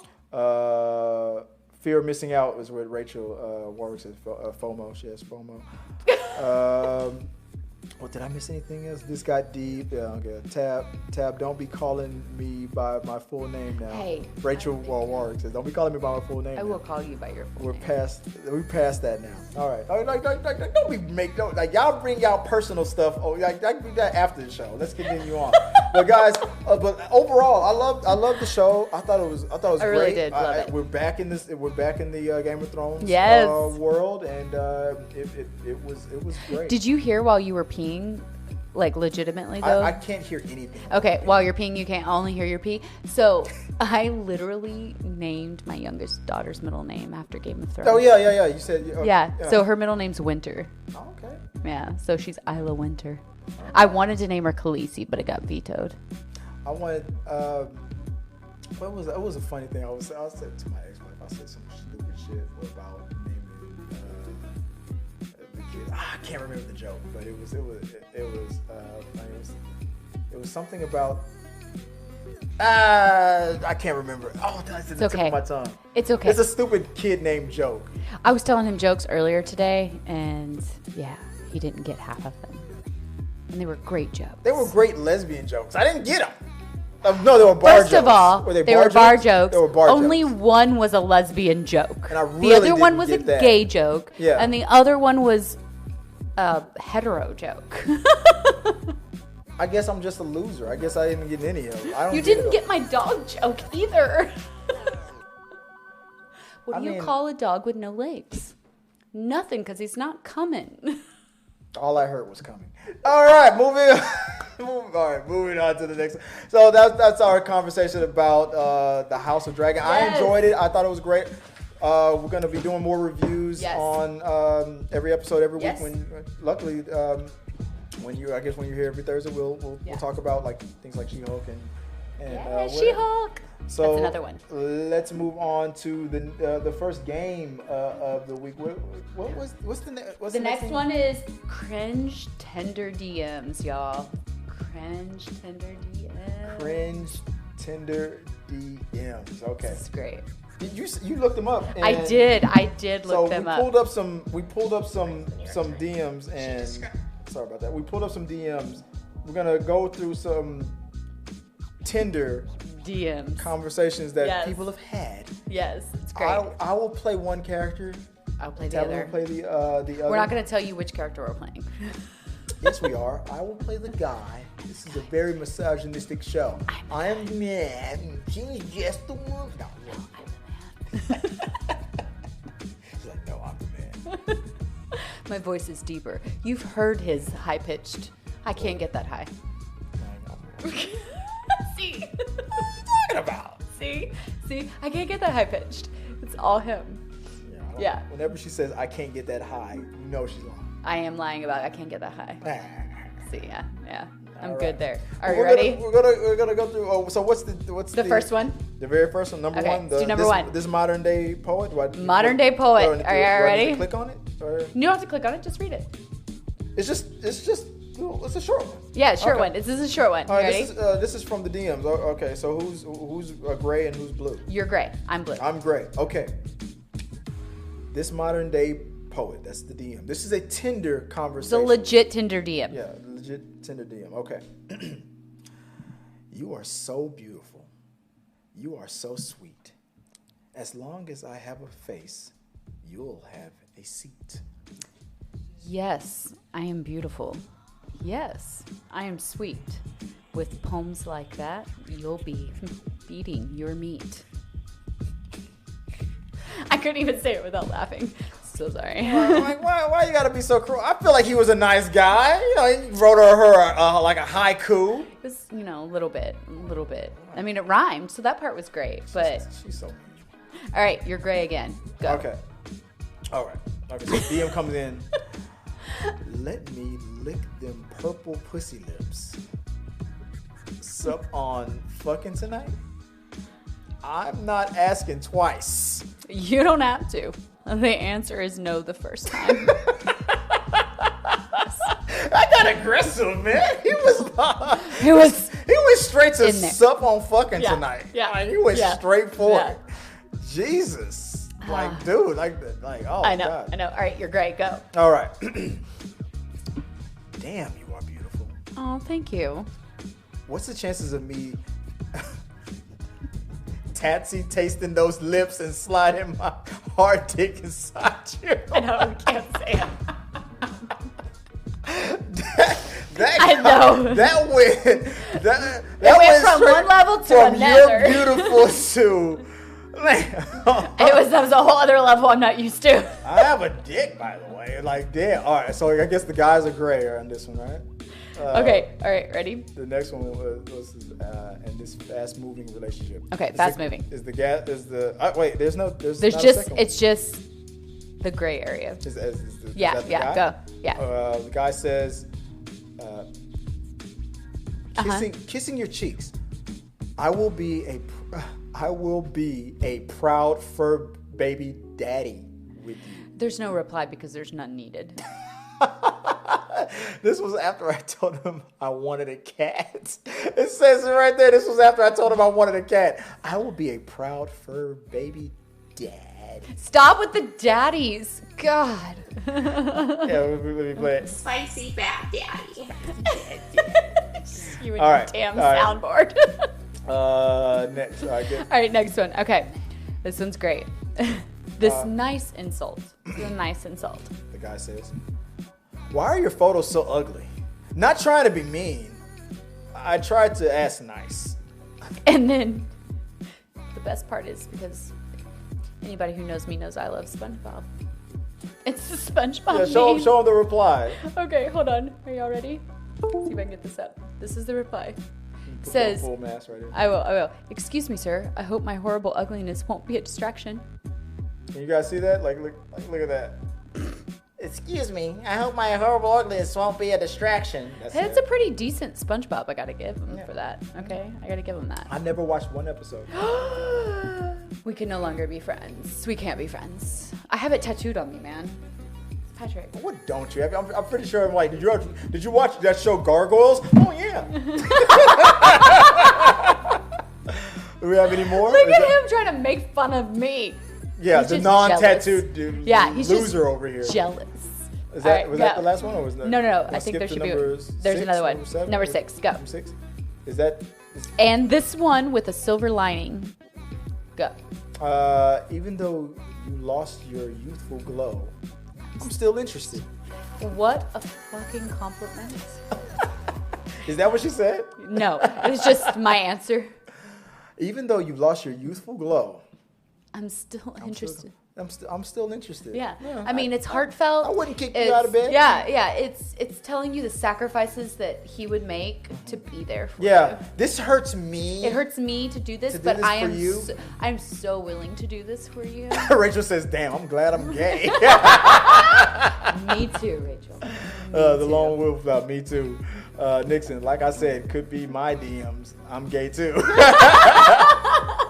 All right, let's go to what's the next one here? All right, number 7. I'm gray, I guess. Okay. Yes, go. Hey, how's it going? I think the good thing about having sex with someone who has the same name as you is that we both yell out the same name. I'm so dead at that one. You couldn't date another Tabatha? Fuck no. So that is actually a thing that I've had to like. I think I've yelled my name out before. Have you really? Like I'm yeah, really? I mean, she's telling me she's only saying the truth. Oh, Chris, and I'm like, yeah, Chris. Yeah. No. She's right. First of all, a really long name. So no. Oh, Tabatha. I know it's too many syllables. It's too many syllables. Too many syllables. Yeah, I wouldn't want to hear Christopher. I know, yeah, it's too many syllables. I mean, Bad Daddy, that works. Stop with the Bad Daddy. That works. No, it doesn't. I mean. Oh my God, here it goes. It's gonna happen over and over. No, actually, I was gonna push another one. Like, I guess to know what we're talking about, we gotta put the headphones. Yeah, on. I know. I don't even hear it now. Yeah, I was. Okay, actually, ready, go. I thought it was gonna get bad, so I was gonna play. That's what I was gonna play the code red alarm. So annoying. Anywho, yeah, no, like the idea of I don't even like saying my own name, so the idea of like it's dating weird. a Tabatha would it would just be way too much for me. I was like, would irk you? Yeah, I don't think I could do that. I don't know how other and I have a not normal name, so not a lot of people have my name. So I kind of feel bad for very people. 1950s. Yeah. Yeah, I feel bad for a lot of people in my community who have a common name and they've like come across someone they may like who has their name, and I'm like, what do you do? Because it seems odd to me. I've not had that like situation, like Jen dating a Jen, like that's weird. I don't know. That reminds me of another Seinfeld moment. Oh my God, you love you some Seinfeld. I think he was talking about being in a gay relationship. I think he said something like, I think one of the benefits of being in a gay relationship, if you date somebody your exact size, you instantly doubled your wardrobe. Okay, well that is true. And is that one of the selling points? That is a very big positive. No lie. As someone who has a wife who's passed away, I have lots of clothes that are not just mine. Mm-hmm. And it is, I mean, granted, I also have 3 daughters. Mm-hmm. So there's a lot of female clothing in my house. Mm-hmm. My oldest daughter gets very annoyed because not only is she coming into my closet stealing my clothes, but I'm going into her stealing her clothes. So it is a nice plus. It is definitely a nice plus. Yeah, I mean, I probably have to deal with the same thing too. Boys are different. Like, I don't think my sons would want my hand-me-downs or something like that. Like, I guess we're real like that. But I think my oldest is able to wear some of my extra mediums. Or something like extra medium? Yeah. Is that a size? Do they have extra mediums that no one told me? That's my size, right? Well, there's not larges. It's just extra medium. Hey, I'm working out. I'm getting them gains. I'm gonna go from an extra medium to an extra medium. Don't let him play like he hasn't been over there flexing and posting for his Facebook and Instagram. Oh yeah. I know. He's over there doing this noticed. shit. He's over there doing this like, hey, look at my muscles. I was just reaching for something, and the camera went off. Is it over there? Yeah. Or is it over there? I was like, tonight on The Rundown, right here, we're going to talk about some entertainment news and some reviews. Oh my goodness. All this machismo is wasted on this one over here. All right, I see Could you imagine some guy like that hitting on you at the gym like that? Oh, God. Hey, I don't stop the workout until the blood vessels in my eyeballs pop. No agony, no bragging. Am I right? All right. What's the next topic that we have? Next topic, which is you. Yeah, Brody. If you don't know, so on TikTok, there's a TikToker named Brody Wildmaker. Mm-hmm. He's a funny dude. He makes all these TikToks. He's very famous for making these TikToks where he makes fun of his mother, or he does those cutoff. So funny. It's just hilarious. Oh no, like that. Like one of his funniest ones was like him being a little kid at church, and the kid like my God, and like making that like you better start. Like jokes like that, like that. That was great. But like he makes those other TikToks where the image is cut in half, and like his top half is doing one thing, and the bottom half is like scanning the groceries but he does a lot of those TikToks, and the way he'll look at the camera and he'll wink and stuff, like that's what he's famous for. Like my wife Joy, she loves his TikToks because he always looks at the camera and goes and winks and stuff when he's doing. Like I can't. It's hard to describe. Anyway. I awkward wink, so that's not my thing. So this TikToker, he rose to about like 25 million followers, and he did a project where he made a short film. And he even got another famous TikToker to help him make it. Another TikToker named Call Me Chris. And you would think between him and her, she has 40-something million followers. Mm-hmm. He has 20. Like, you know. There would be enough clout. Enough clout, enough translation to support. The problem is like he did not get the response to his short film that he wanted. Okay. And it seemed like and because of it hit him his mental health in a way. He said he was going to take some time off of social media. He talked about how these people who you think that your supporters or your friends are not really your friends, and people kind of thought that he was talking shit about the other TikToker because she didn't promote the movie that she was in that he produced as much as he was wanting her to promote it. Something like that. Okay. And I even I talked about this on my TikTok, and it's like look, dude, I feel what the problem really is. You're a TikToker. And on TikTok, you make these funny videos, and you have 20-something million followers who are used to getting your 1 minute to 2 minute to 3 minute videos for free. Correct. And they subscribe to you for that. You make a short film, you put it on Patreon, and you think your 20 million followers are going to all pay just love it. love it and pay $15 and support you. Hey, it was a good bet. You even got an even more famous TikToker to star in it. It seemed like that was a sure thing. It didn't work out for you. So I think what my problem is him almost victimizing himself. Mm-hmm. It just was a business deal that went bad. Do you know how many movies flop? Yeah. Do you know how many people who are famous actors who have been working for years and it flops?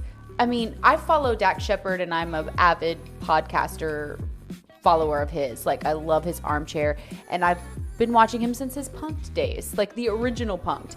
And as a director, he's had several flops. And that's somebody who's been in the industry for over 20 years. Someone who's been in the movie making industry for so long that he is a professional actor, and this is what he does. And now for someone who's a TikToker, great.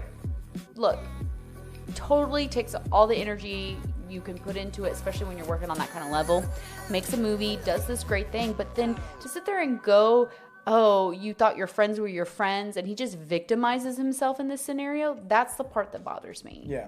Like, it flopped, man. Maybe it wasn't as good as you thought it was. He talked about how he spent $40,000 to produce this short film. That is a small amount of money. I mean, maybe not to him. I'll be I get it, but we're talking about the industry, not his personal preference. We are talking about the industry. So, that is an independent film budget. Right. So so to be fair, like it's obviously a lot of money for him Yes. and to a lot of people.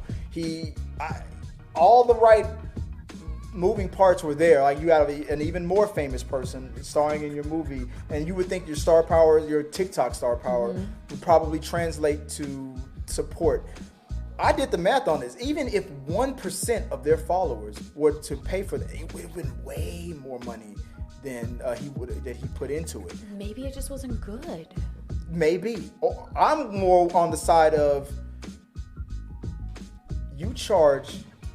you put a short film on Patreon at the price of $15. That just seemed a little. I mean, it's for the what in the movie industry, what can you pay for $15?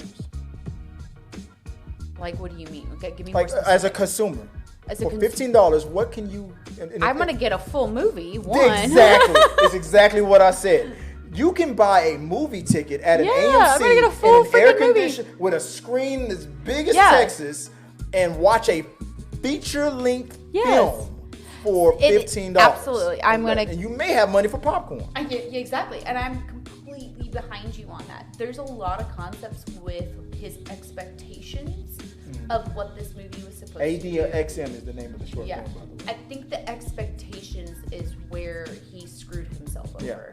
He thought that his fan base would translate to. Correct. And like I said, I did the math. Even if like 1% or a percent of a percent would have paid for that price. Now, Even if they would have paid $1, Yeah. that's the part where I said this is where he screwed up. that is exactly where You he screwed up. charge Way too much money. $15 for a short film. There are short films that get nominated for Oscars that Yes. the directors and the creators of those short films put up on the internet for free. Free. Yes. That's the thing. Like, I mean, even at $1, that would have been. At a dollar would have made sense. Yes. And yes. I guarantee, like, dude, cause like I said, he's a funny dude.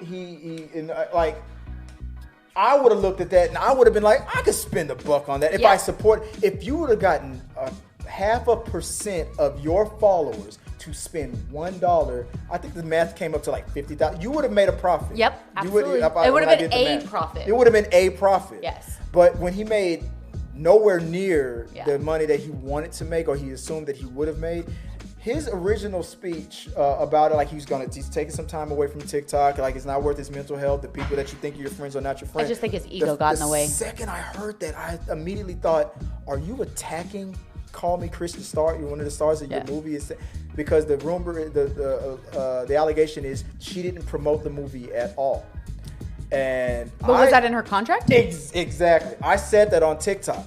I said, in this business, it's not about what you deserve, it's what you negotiate. Yeah, it really is. She's a professional. Yes. She knows if it wasn't in her contract, she's not going to. She gets paid to advertise. She gets paid by sponsors. She gets paid. If you only paid her to star in the movie, she starred in the movie. She did what her job was. Exactly. You cannot blame her for you failing to. Nope. And I don't know the whole story. Maybe he did put it in her. Now, if it turns out that he did, then that's different. Then that's different. But if it was just a verbal agreement, with the information that we're given, it seems like that he had an expectation that was not communicated. He did not pay for it, and that he wanted a result from, which he didn't get. It wasn't fair. That's not a fair. Let me go into the comment sections real quick because they're like, I don't know why. Maybe there's some Brody fans who love the movie, but I didn't see. So they don't want to pay that. That's too high of a ticket. Yeah, it really that is comes from too high of a ticket. Rachel Warwick, one box of candy these days. Nixon B agreed, Ashley. $15 on Patreon. I know, I mean, he should be making porn for $15. And maybe he does have some patrons who are paying that much or more to be patrons to get certain explicit content. But you're not. But those are I'm pretty sure his core followers were already paying that amount or more. Were already there. But what I assume is that he thought that a percentage of his 20 million followers and her percentage of her 40-something million followers was going to translate to like $1 million for himself. Yeah. Because he seemed to take it really hard. Personally. He took it really badly. He did. And honestly, And as a creator, I know it feels bad when you're like, hey, mommy, did you like my picture? I know. No, son. Yeah. That sucks. Yeah, Don't we're not put it on the fridge. we're not putting that one on the fridge. Yeah, no, and I get that personal aspect of it, but if you're going to be doing business, then you need to have a business head about this. Yeah. You nut need up. Yes. You need to nut up. Yeah. But yeah, the concept of how he went about complaining about it is what really bothers me. He does not. And I think he made a follow-up TikTok afterwards saying maybe he wasn't that he wasn't attacking. But from that first one, that's what I took it, and I'm sure if I took it that way, a lot of people took it that way. I think honestly, my personal opinion, he's just victimizing himself in this scenario, and it really. I cannot believe you don't want to pay $15 for my 20-minute movie. Yeah, that to me bothers me because you're not set up to be a part of this business and this industry if you can't handle failure. Yeah. Failure is how you learn. Failure is what you do to become successful. And if you can't handle your failure, then you're never going to be successful. Yeah. And maybe that's why he's taking some time away to reassess. He's probably, hopefully, he's rechecking himself. I would hope. And I said it on my TikTok. This is a lesson to learn. I'll quote the famous and very wise Busy Bone from Bone Thugs and Harmony. It's your lesson to learn. The world turns. Yes. Early bird gets the worm. What if it's rotten while you rushing for love and get burned? Hey. Look, Busy Bone people. Look, I just was like, look, dude. And like I said, in this business, it's not what you deserve, it's what you negotiate. Yep. And that is like the best line ever. I'm not even joking. I made it up myself.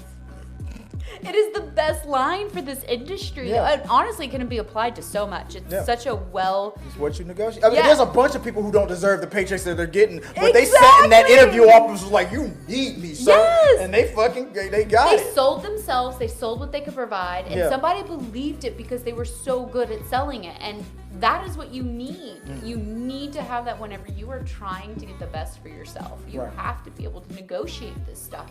And if you can't negotiate it, then maybe that's not your position to be in. Maybe you need to have someone else help you out with that scenario. You need to know, knowing your weaknesses and your strengths in a situation is going to be beneficial for you. Yeah. And if you can admit those weaknesses, this is not his strength. He obviously... He can't handle this. The business side of it, maybe, or the market, or at the very least, the marketing side of it. Promoting himself on TikTok, he was good at it. He's funny as hell. He's got 20 million followers. He's doing something right. He's got 20 million more than me. But he needs to keep the personal aspect of how he feels out of this business aspect, and he's not. Robert Meyer Burnett on another channel that I watch a lot. He says it all, and this is a quote from Jerry Maguire, I believe. It ain't show friends. It's show business. Yes, it ain't show friends, it's show business. I remember that. Yeah. If you did not put in, like you said, if you didn't put it in the contract that she needs to help promote the film, and that's a standard thing in Hollywood. It is standard. You're getting paid to do these scenes. Yes. And you also included in this contract, you agreed that you will market the movie before it comes out. That's a standard thing. It should be a standard in any job. Any job that you have, you should know what your boundaries are for what your position holds. And if you can't work within those boundaries and understand what your job holds for you, then you're going to get taken advantage of, and you are going to technically fail at being successful because you do not know what your boundaries are. You do not know what your job is. So I think somebody is like a little bit behind on our stream. Rachel Warwick says, "Hey, how does a lesbian hold her liquor? With her thighs? Is that?" Oh my god! Oh my god! Because it's liquor.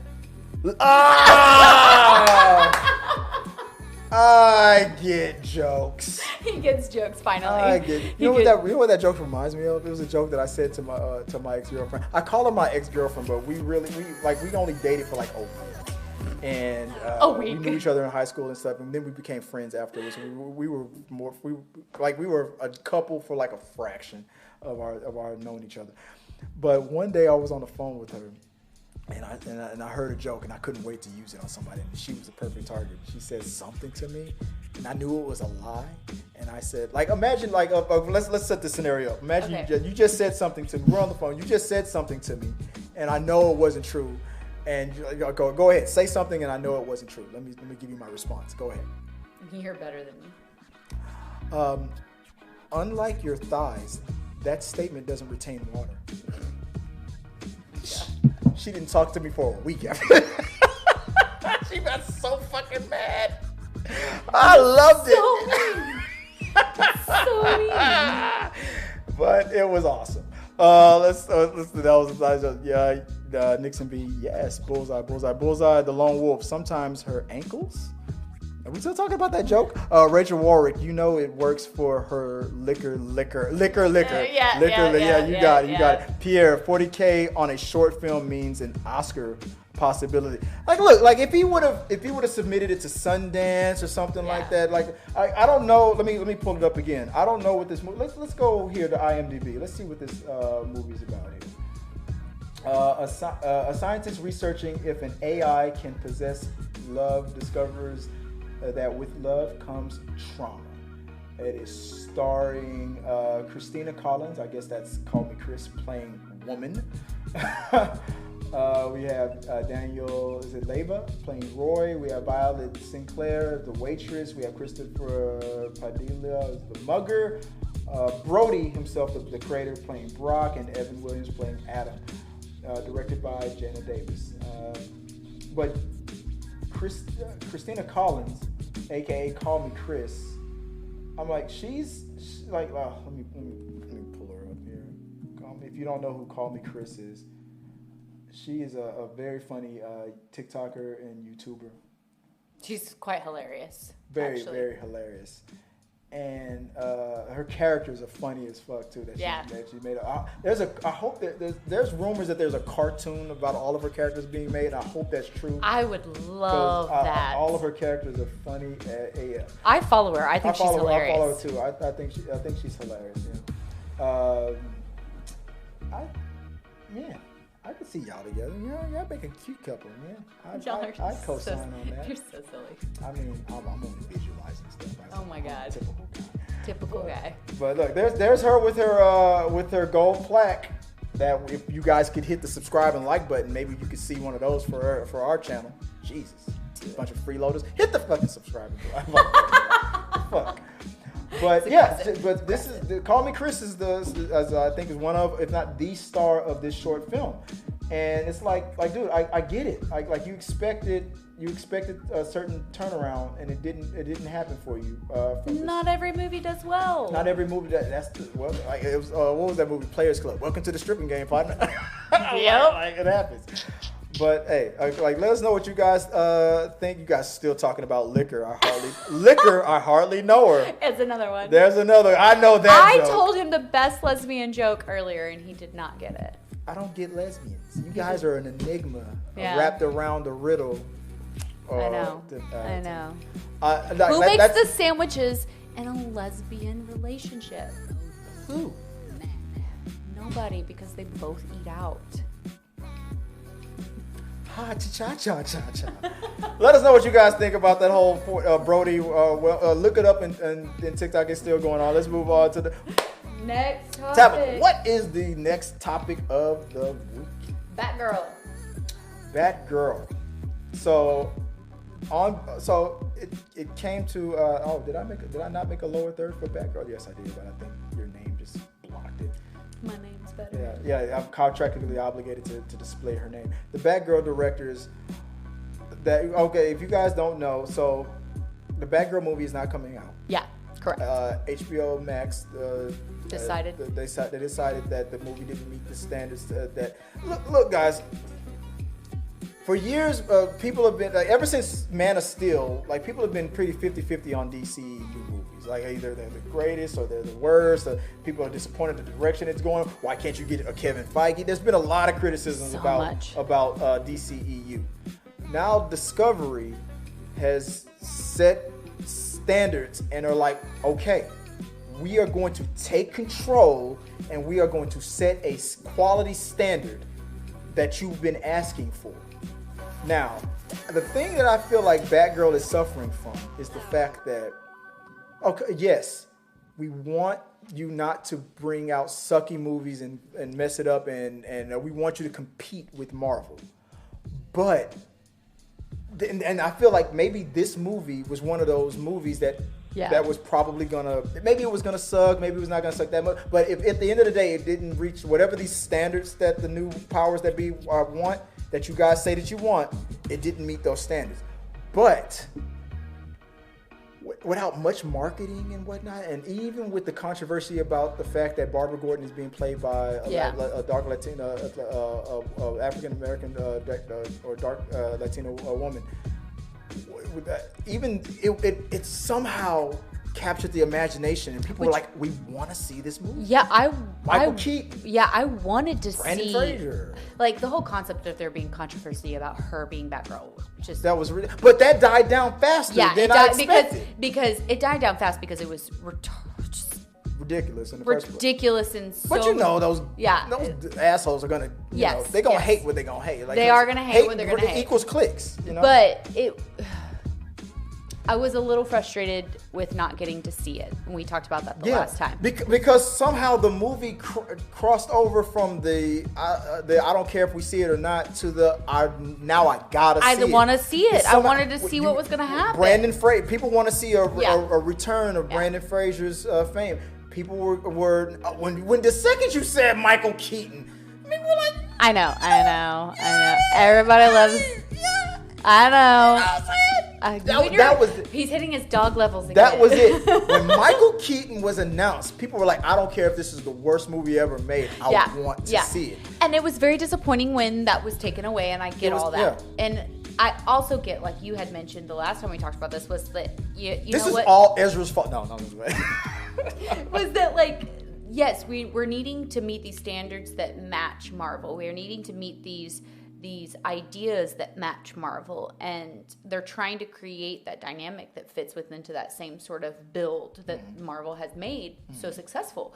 And I get that maybe the powers that be did not think that it met those standards. For all we know, this could have been another like Catwoman movie, and we all know how that was received. I really liked Catwoman. But compared to other movies, it wasn't that great, and people bashed it a lot. They really did. And whatnot. So I mean, I feel like Man of Steel is a masterpiece, but even that movie's 50-50 split. Correct. People either really love it or really hate it. Correct. So I feel like the Warner Brothers Discovery, Zaslav, what's his name, Zaslav? I feel like he is like, okay, we're taking control, and we're not going to put out anything that we feel doesn't reach the standards that you seem to want to elevate the brand to. Well, they're listening to all these people bitching, and then. But it's like, which means us fans are schizophrenic. I know. It's like we demand great quality, but Michael Keaton's in it. I know. I don't care if it sucks. I need to see it. No, you are. The first thing you said was you demand great quality.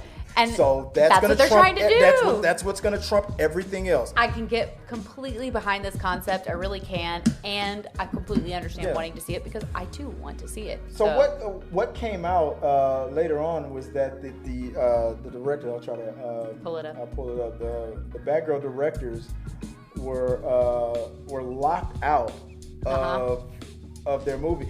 I heard a rumor that, let me see if I can pull it up here. I heard a rumor that when the word was getting around that, because they heard that their movie wasn't coming out. These are the directors, that their movie wasn't coming out, like as we all heard about online. Same time. We all heard it at the same time, and I heard that one of the directors was called by a friend or something like that, and was like, because directors have access to, like, everything is digital nowadays. So you finish your project, you send it to the editor, and maybe you have online access to your film to go back in and go look at some stuff or change some things up. I heard that one of the directors was called, and the friend was like, dude, Warner Brothers is canceling this movie. Go in there, get your phone, record it before they shut it down. And the director was allegedly going to do that. And by the time he logged on, it was Warner Brother already took his access. They were like, way no, this is shut down. Change the password. Yeah. This movie is not coming out. They didn't even before they even acknowledged they made the decision that they weren't going to release this. They changed that password. They had changed that and not allowed them to go in. The locks were changed. Yeah. You can't get it. Can I get my suitcase inside? Look, they were like, look, you already were paid. Yeah. Like, this is our movie. It's like when you hire a painter to paint your Yeah. house. They might have an artistic thing that they want to do to your house, but it's your house. I want it blue. Correct.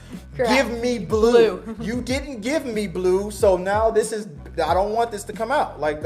So that's the situation that we're like, leave the directors alone. Like, this is not good for the actors. But at the end of the day, it belongs to Warner Bros. Absolutely. And They it's can just do business whatever. at that point. It's Not just show friends. It's show. it's you do it. I can't. It's show lesbians. No. But it's show les business. There you go. Les business. There we go. I'm trying to go back to the comments. I missed a few things. Rachel Warwick said, a man commanding lesbians to do something never works. That is a very true statement. Dixon B, you can only tell me what to do in the bedroom.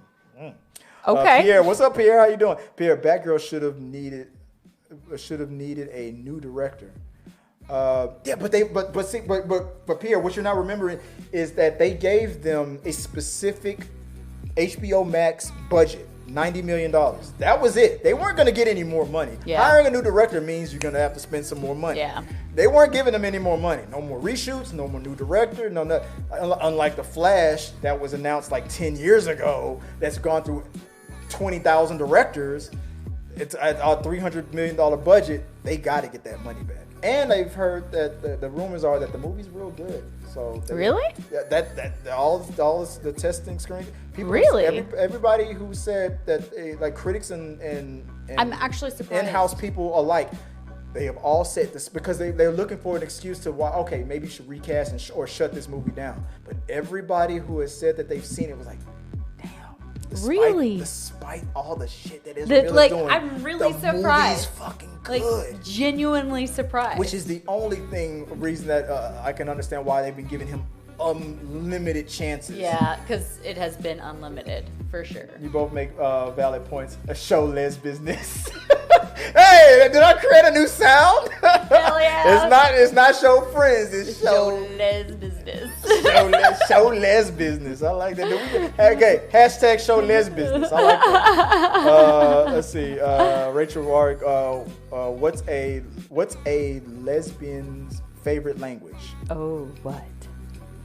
We're waiting for the answer. I know. Hurry up, Rach. Pierre Keller says $90 million down the drain, left them depressed thanks to the HBO Max / Discovery, plus the merger. And another thing about that merger thing, a lot of people were getting upset about how a lot of people lost their jobs.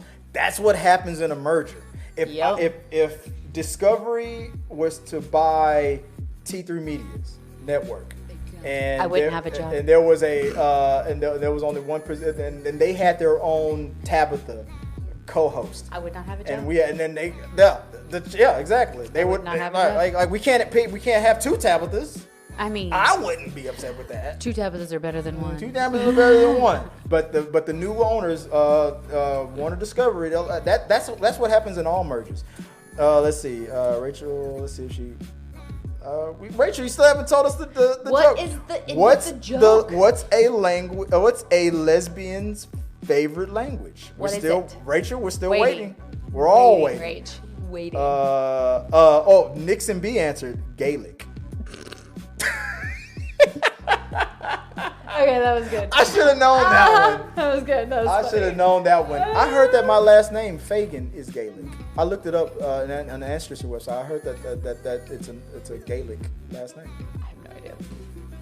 I also heard that Fagan is pronounced Fagan. My name is Christopher Fagan, but I heard that it's properly pronounced Fagan. Yeah, I don't have that kind of fancy last name. I've only heard one person in my life say Fagan instead of Fagan. It was when I played chess. Sounds like you're saying fuck on. Maybe I am. It's less business. Look. But I heard I was playing chess. I was at a chess tournament, and then so the announcer they called me to the table. Wait. Fagan. Let's go back. Did you just say you were playing at a what? Chess. A chess tournament? I am a chess champion. Okay. How have you not told me this? Because you were afraid to find out that I would defeat you at any. Oh, you would totally defeat me at chess. Oh yeah, I'm a state champion. Totally. I am awesome. Not only as my wife would tell you that I'm amazing in bed, but I'm great at chess. Right, Joy? I'm dying. She didn't say anything. Let's see. I don't know. We triggered the chat room. Rachel, I know these. Nixon B says, Rachel, I know these two homies. Rachel Ward, damn Nixon, LOL, because she got the it right. Rachel, I know these two homies. Nixon B, Gaelic, yeah. Nixon B, I post lesbian dad jokes on my TikTok. Well, I'm about to follow. Everybody follow Nixon B. Whatever your TikTok is, or find us on TikTok at my TikTok is T3 Medias. And yours, you want to? I don't even know what the name of my. I think it's. What is my TikTok name? It's Les Business. Oh, it's like Les Have Fun. Les Have Fun. 012. Find our TikToks. I think, or find our Instagrams. It might be easier. Yeah. Let us know what your TikTok is. I'll follow you because I'm all about lesbian TikTok. He is. Well, I make him all about lesbian TikTok, which is great. Right. I'm like, have you heard about what's happening in lesbian TikTok today? No. I wasn't invited to the cookout. No, he wasn't. But I keep trying to invite him. So moving on to the.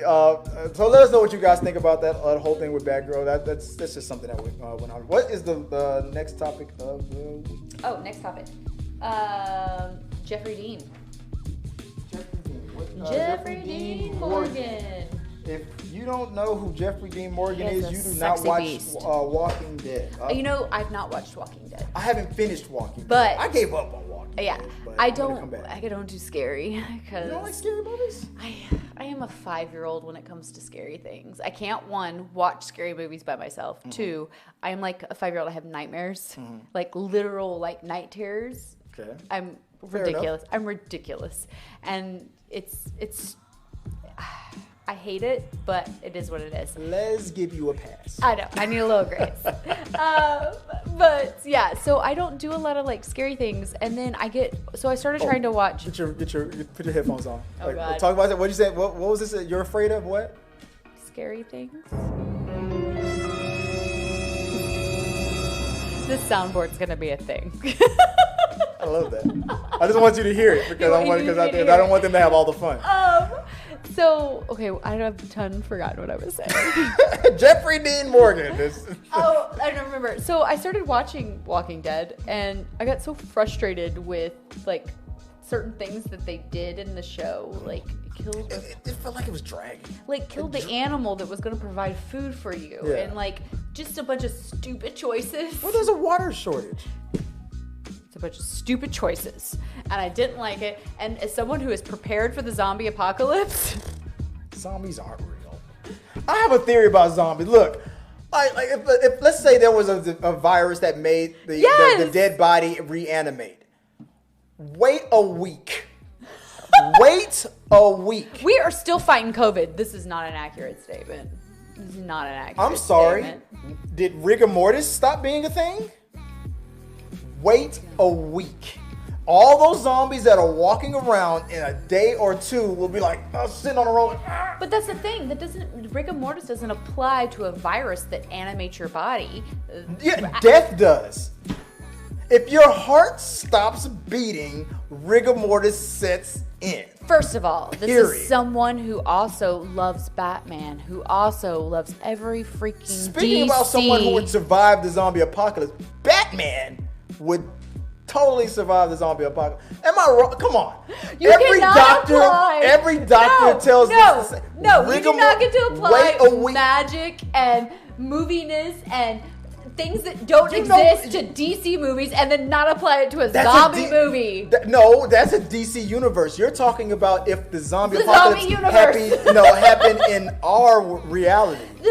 DC technically is a reality within itself. It is based off of a human reality that they created in the DC universe, zombies could plague the world. In our reality, the sun would be the biggest predator against the zombies. Just wait a week. Once their muscles deteriorate, they won't be able to move their bones anymore. You don't get to pick and choose when you want to apply things that don't exist. You're not applying science to Marvel or DC. So because why in the world would you not? That's Marvel. I'm talking about our universe. Iron Man could not exist in our universe. Yes. There. actually, technically, he could with the way science technology is going. It could happen. Going? Yeah, well, it's kind of there, but going there. Like, we're getting pretty advanced. That shit could happen. And two. She's like, you ever seen the Jackie Chan Adventures? That cartoon? Remember that cartoon? I love that. The uncle would always say, "One more thing." I thought that's what I felt like you were about to say. One more thing. You are picking and choosing when you can apply magic. Yeah, in the DC universe, not in our universe. A movie. That makes no sense. You're like one of those Dexter fans. They'd be like, "Well, he only kills the good people." No, you call the cops. I wouldn't support Dexter. I am a huge Dexter fan. That's why I brought it up, because I could tell. She'd be all like, "Oh, yeah, you're only kill them bitches. You're only killing the bad people." Yeah. He does research. He stalks. He applies that research. Kill them bitches. And then he killed somebody that was innocent in one episode. Do you know and how he felt bad about it. He did. He had remorse. That doesn't mean that he shouldn't have turned himself. He technically, by his own rules, should have turned himself in. But I am all about an anti-hero. I love me an anti-hero. Love it. Speaking of an anti-hero, Jeffrey Dean Morgan is going to be in season 4 of The Boys. We already have. You don't watch The Boys. I have not watched The Boys. I've been meaning to watch The Boys. You should watch. I know. I need to watch it. The reason why this is a big deal, because Jeffrey Dean Morgan was in a show called Supernatural. I didn't watch Supernatural. I loved Supernatural, but I didn't watch it. He played their father. Yes, right? but yes. But I watched like the first 3 seasons, because it went for a while. Well, one of the actors in Supernatural is in season 3 of The Boys. He's playing a Captain America-ish type of character called forgot his character's name. What's his name? I forgot his character's name. But he's playing like a Captain America-ish type of character.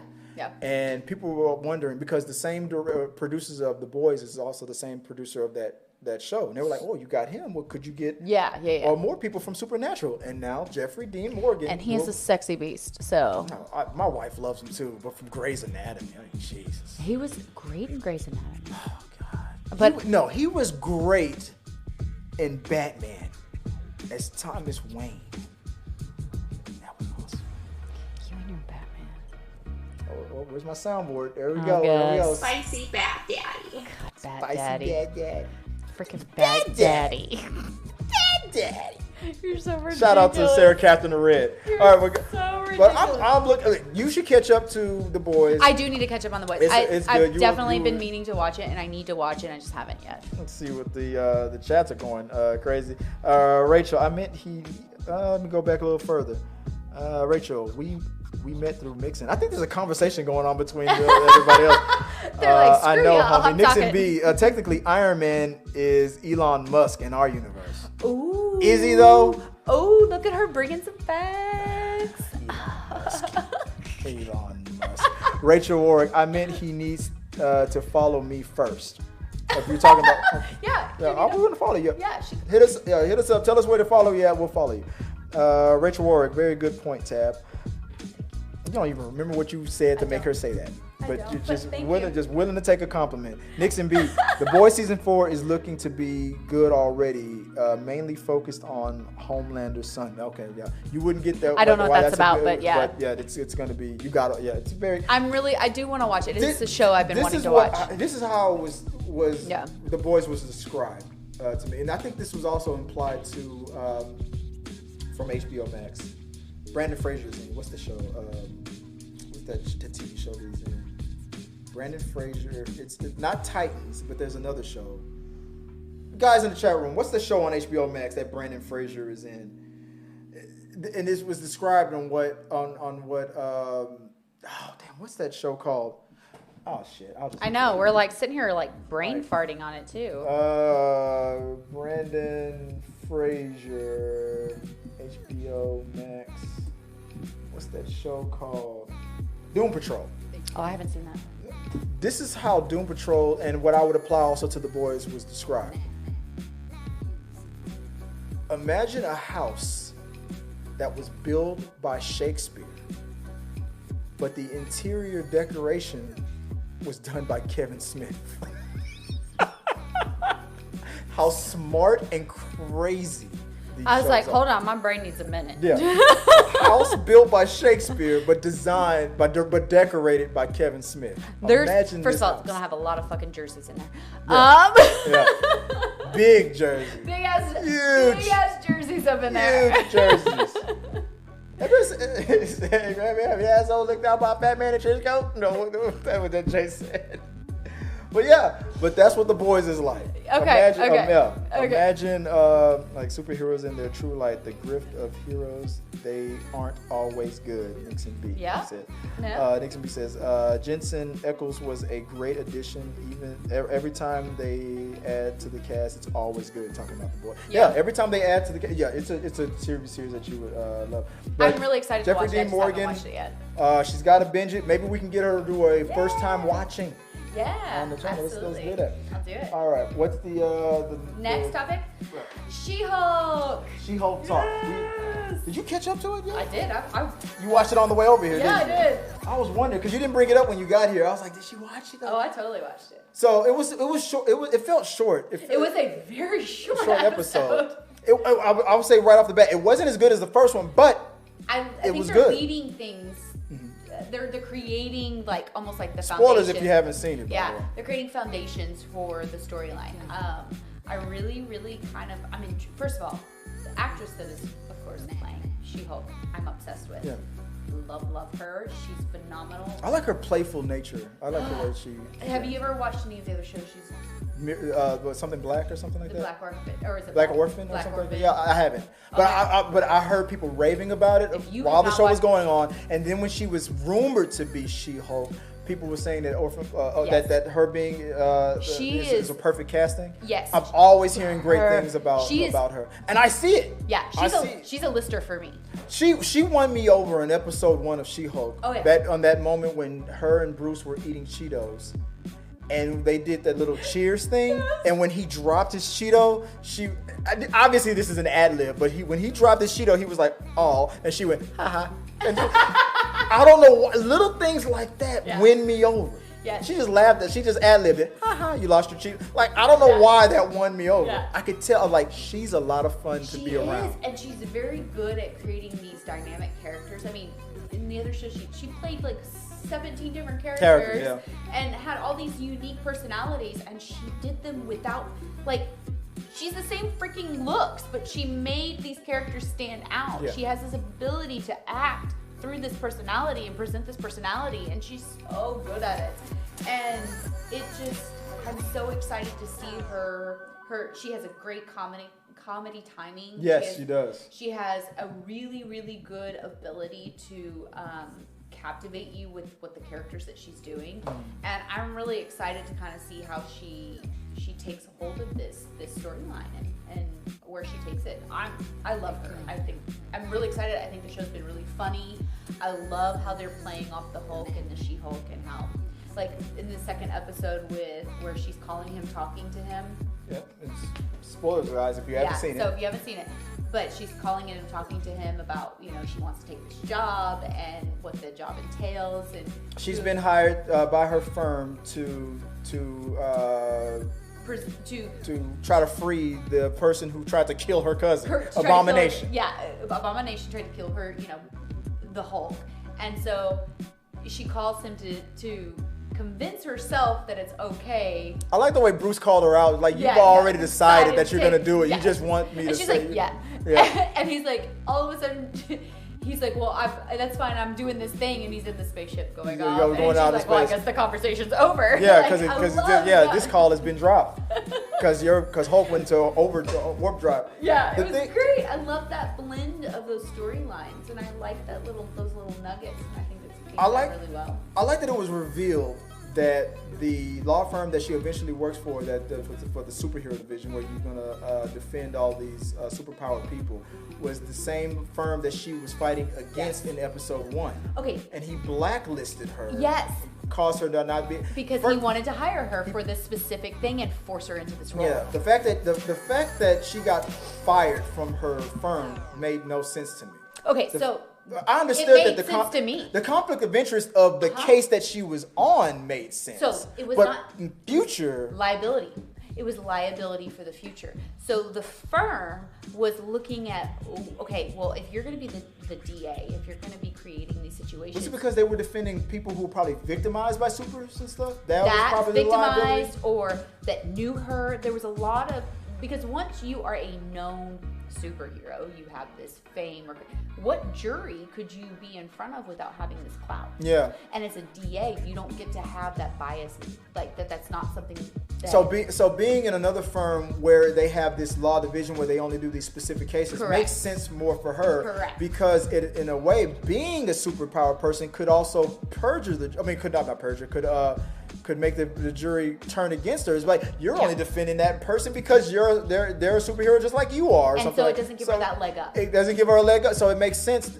But her firm, I'm sure that when she got hired to the new firm, I'm sure her old firm was like, shit, why didn't we think of that? So here's the thing that I thought that was done really, the show's putting some really smart nuggets in there, and I really like it. You love nuggets. I do love my nuggets. Like some little some golden nuggets, as we're gonna call them, in the sense of my feminism, where she talks a lot about what she has to struggle through, or how she has to control her anger because of all these things that she's having to go through, which, she's great at controlling her anger because of all the crap that's being displayed to her as a female within these male-dominated industries. And then she now is forced into a position for a law firm where it's almost like a prejudice of her being a superhero and her only having this position because she's a superhero. I thought that was brilliant in in episode 1 she mentioned, like, I want to go back to my normal life. I don't want to, because as a woman, she didn't want to be treated differently or better or worse because she's a woman. And I mentioned this on TikTok, and now you're a person of color. So now, the moment she walks into her new firm, she's like, because she said that in the first episode, I want to be a DA, or I have all these aspirations, and I want to make it under my own steam, and I want to make it because I earned it, and that was her path. But she was specifically only hired because she was a super, and she hated that. The moment where she walked through the door, and he was like, "You need to hold up." That was almost the equivalent of, "Why don't you hike that dress up a little bit?" Yes, and I thought that they were doing. You put some makeup on before we do the rundown on the show. Why don't you put a little lipstick on? I mean, you did complain about my hair. Yeah. Well, why don't you smile more, Tab? Like, that's what it felt like. Yes. Like, it's like, come on, we're about to walk down the hall, hulk up, and that look on her face, like, is this fucker for real?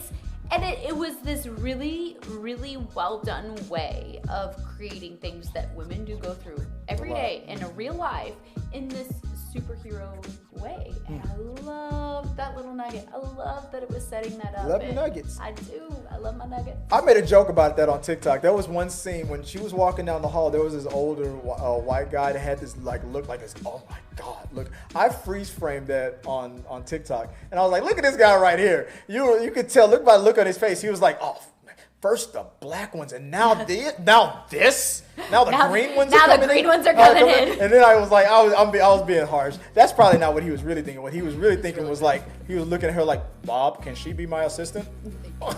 That's what I was really. That was probably what he was really thinking. Most men are very intimidated by strength and power of women. So.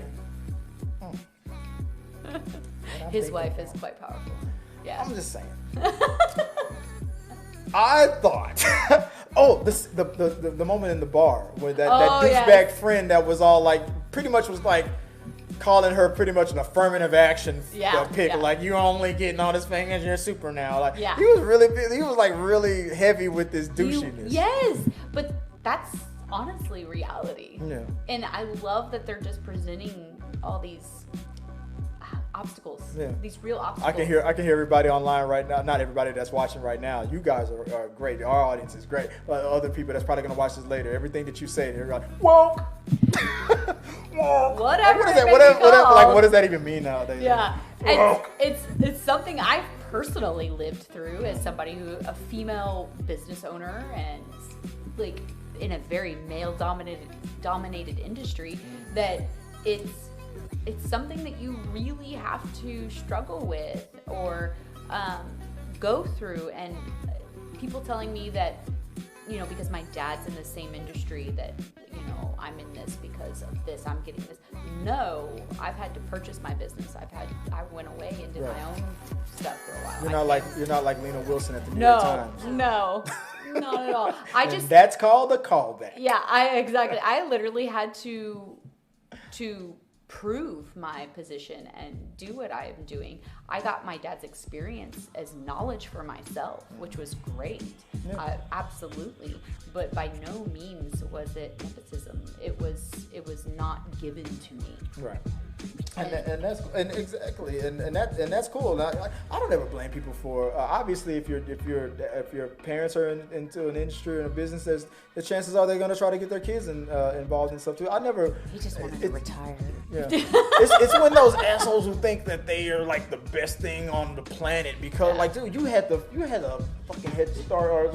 I tell those people all the time that act like that. Like as if they didn't get a damn head start in life. Like, dude, like don't act like you're the shit when you can anybody could easily pick it apart.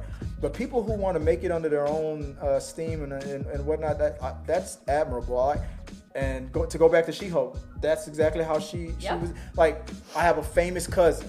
He's a genius. He's a scientist genius. Who can do all this crazy stuff. And now he's an Avenger and stuff like that. One of the things I loved about She-Hulk is like her family kind of reminded me about like how Ms. Marvel's family dynamic is. Like they're not perfect and all that. They're fun, but they support her. Yes. They obviously they get on her nerves a little bit, but they love normal family. When her dad pulled her to the side because he could tell that she was like not feeling the vibe. He's like, that was just an excuse. I'm just checking on you. How are you?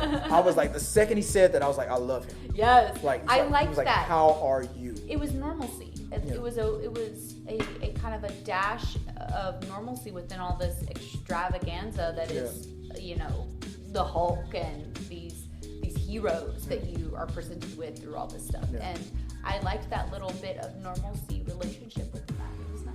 And another thing before we move on to the last topic, Abomination. So the whole thing about like what I was talking about, the judgment of characters, the real.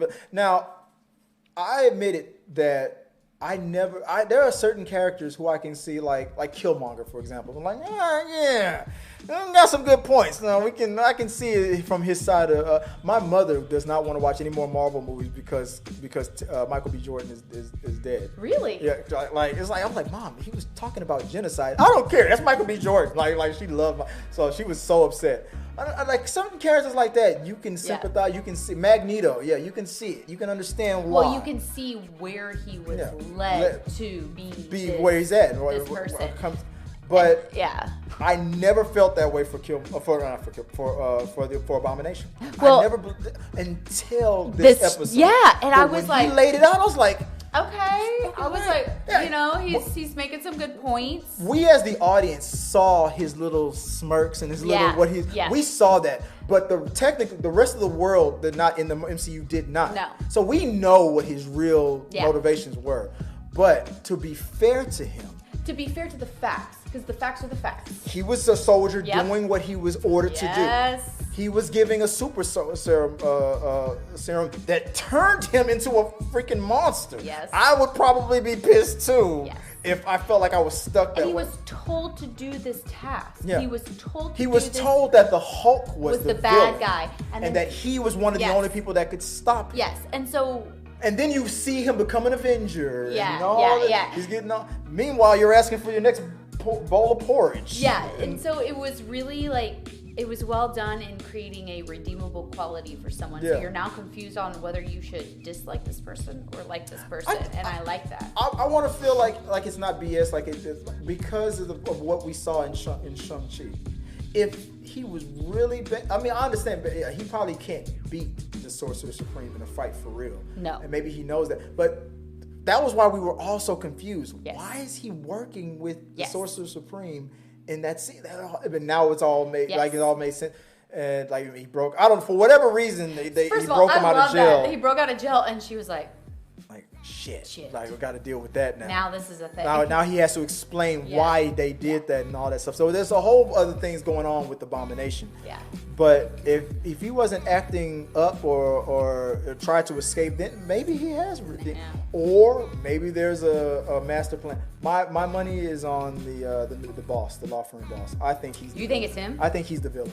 Well, he's a lawyer, but he seems very non-emotional in his decision making. But yes, like exactly. So we'll see how that goes. I'm intrigued. I like it. And okay, so that's all our thoughts for She-Hulk episode 2. Hopefully every week we'll be bringing last topic coming up. Last topic. What did you send me a link or did I look up? Oh no, I have it. You have it. The last topic is on yesterday's episode of the Rundown. I censored it, but today we're going straight off. Do it. Fuck, Do it. marry, kill. Like yesterday was Marry, bang, kill. marry, kill. So. It's because I curse all the time. Can't help like it. you wouldn't believe. It's so bad. I found a website for all this. This is gonna be so we're gonna play.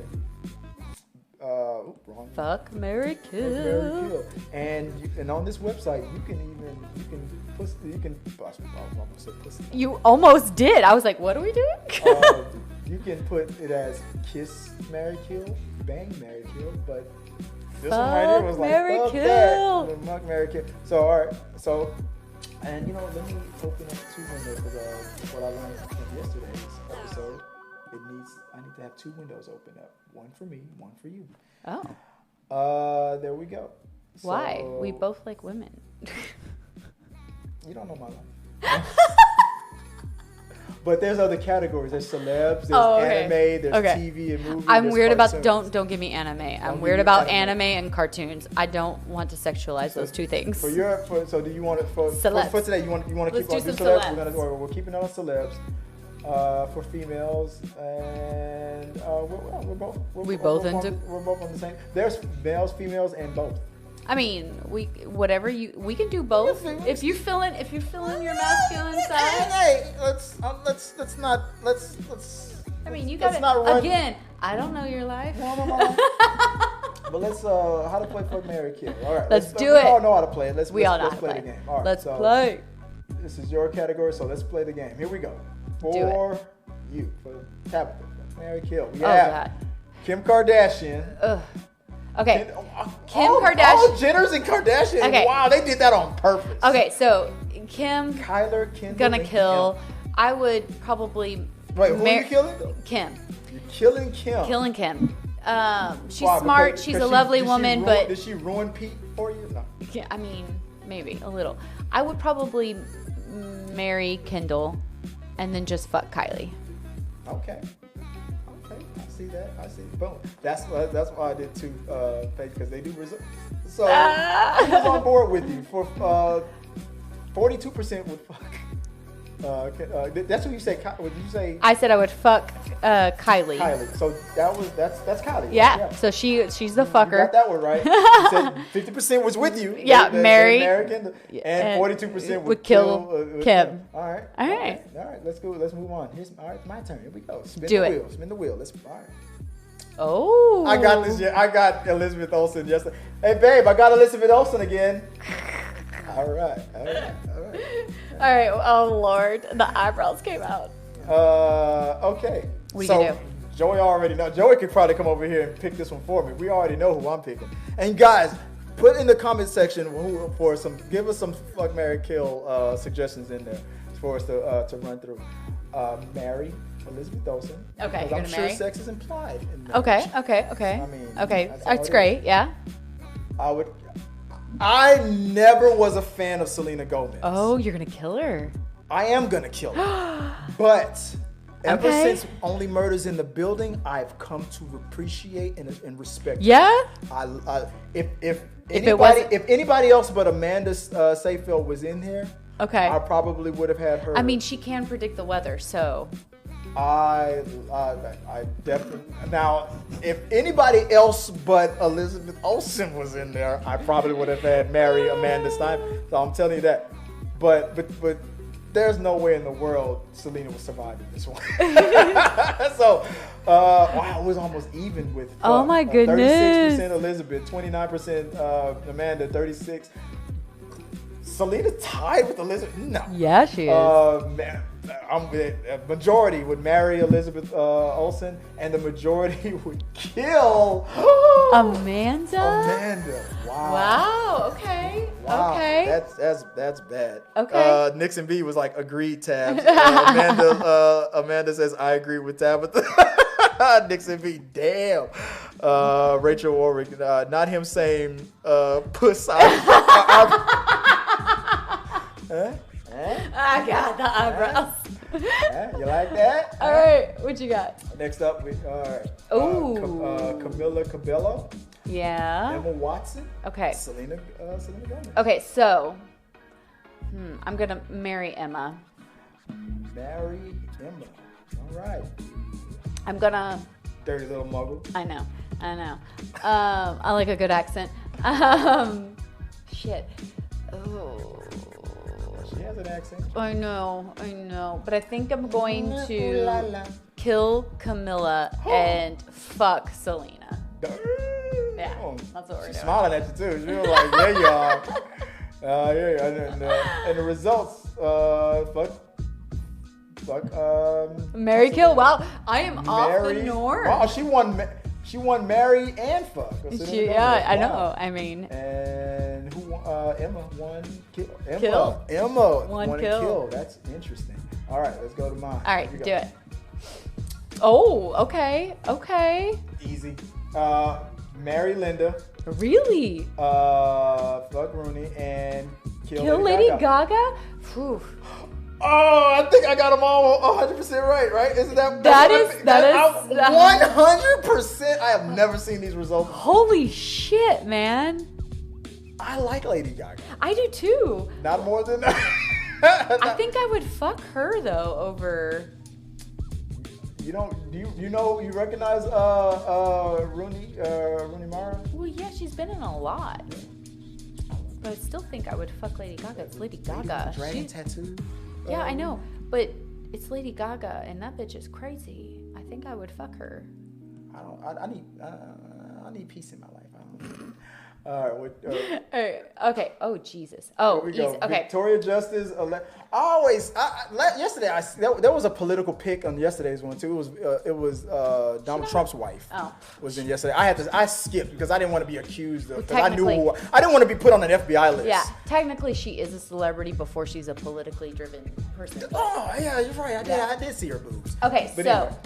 So totally married Jennifer Lawrence. Love her. Think she's hilarious. I killed Jennifer Lawrence. I'd marry her. You marry Jennifer Lawrence. Okay. She's funny. She's funny. I would definitely fuck Victoria and then kill. Fuck Victoria. Yeah. And yeah. kill, only because there's too many politics out in the world right now. I'm done with it. No more politicians. Yeah. 86% people would kill her. Yeah. Like I get up. I'll tell you. I love her actually. I'll tell you guys all you guys want to kill her. I'll tell you one thing. If a certain other politician gets reelected, she's your next president afterwards. I guarantee it. The people will swing so far to make this a political show. Yeah. Trust, I guarantee it. I don't actually have a problem with her, but out of those three, that's how I would do it.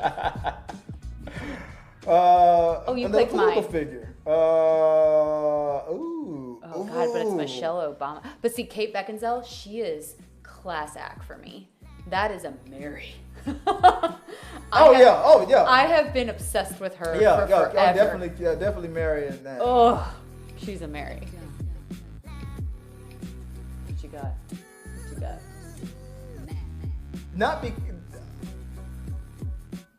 Only because I don't want to be put on a list, I'm gonna go that. And I'm gonna just click it and let you guys see it. I'm not gonna say it out loud because I don't want the algorithm to hear me say that or hear me say this to that actress. So I'm just gonna do that. That's all I'm gonna. But look, it's fairly accurate. I would totally fuck Michelle Obama. There's nothing I'd be scared about that one. But you did. It would be too much of a workout, though. I feel like I'll be out of breath. Yeah, no, I like it. Come on, 5 more rounds. Like, I ain't got 5 more in me. Hey, hell, lesbian sex goes forever, so. I wouldn't know.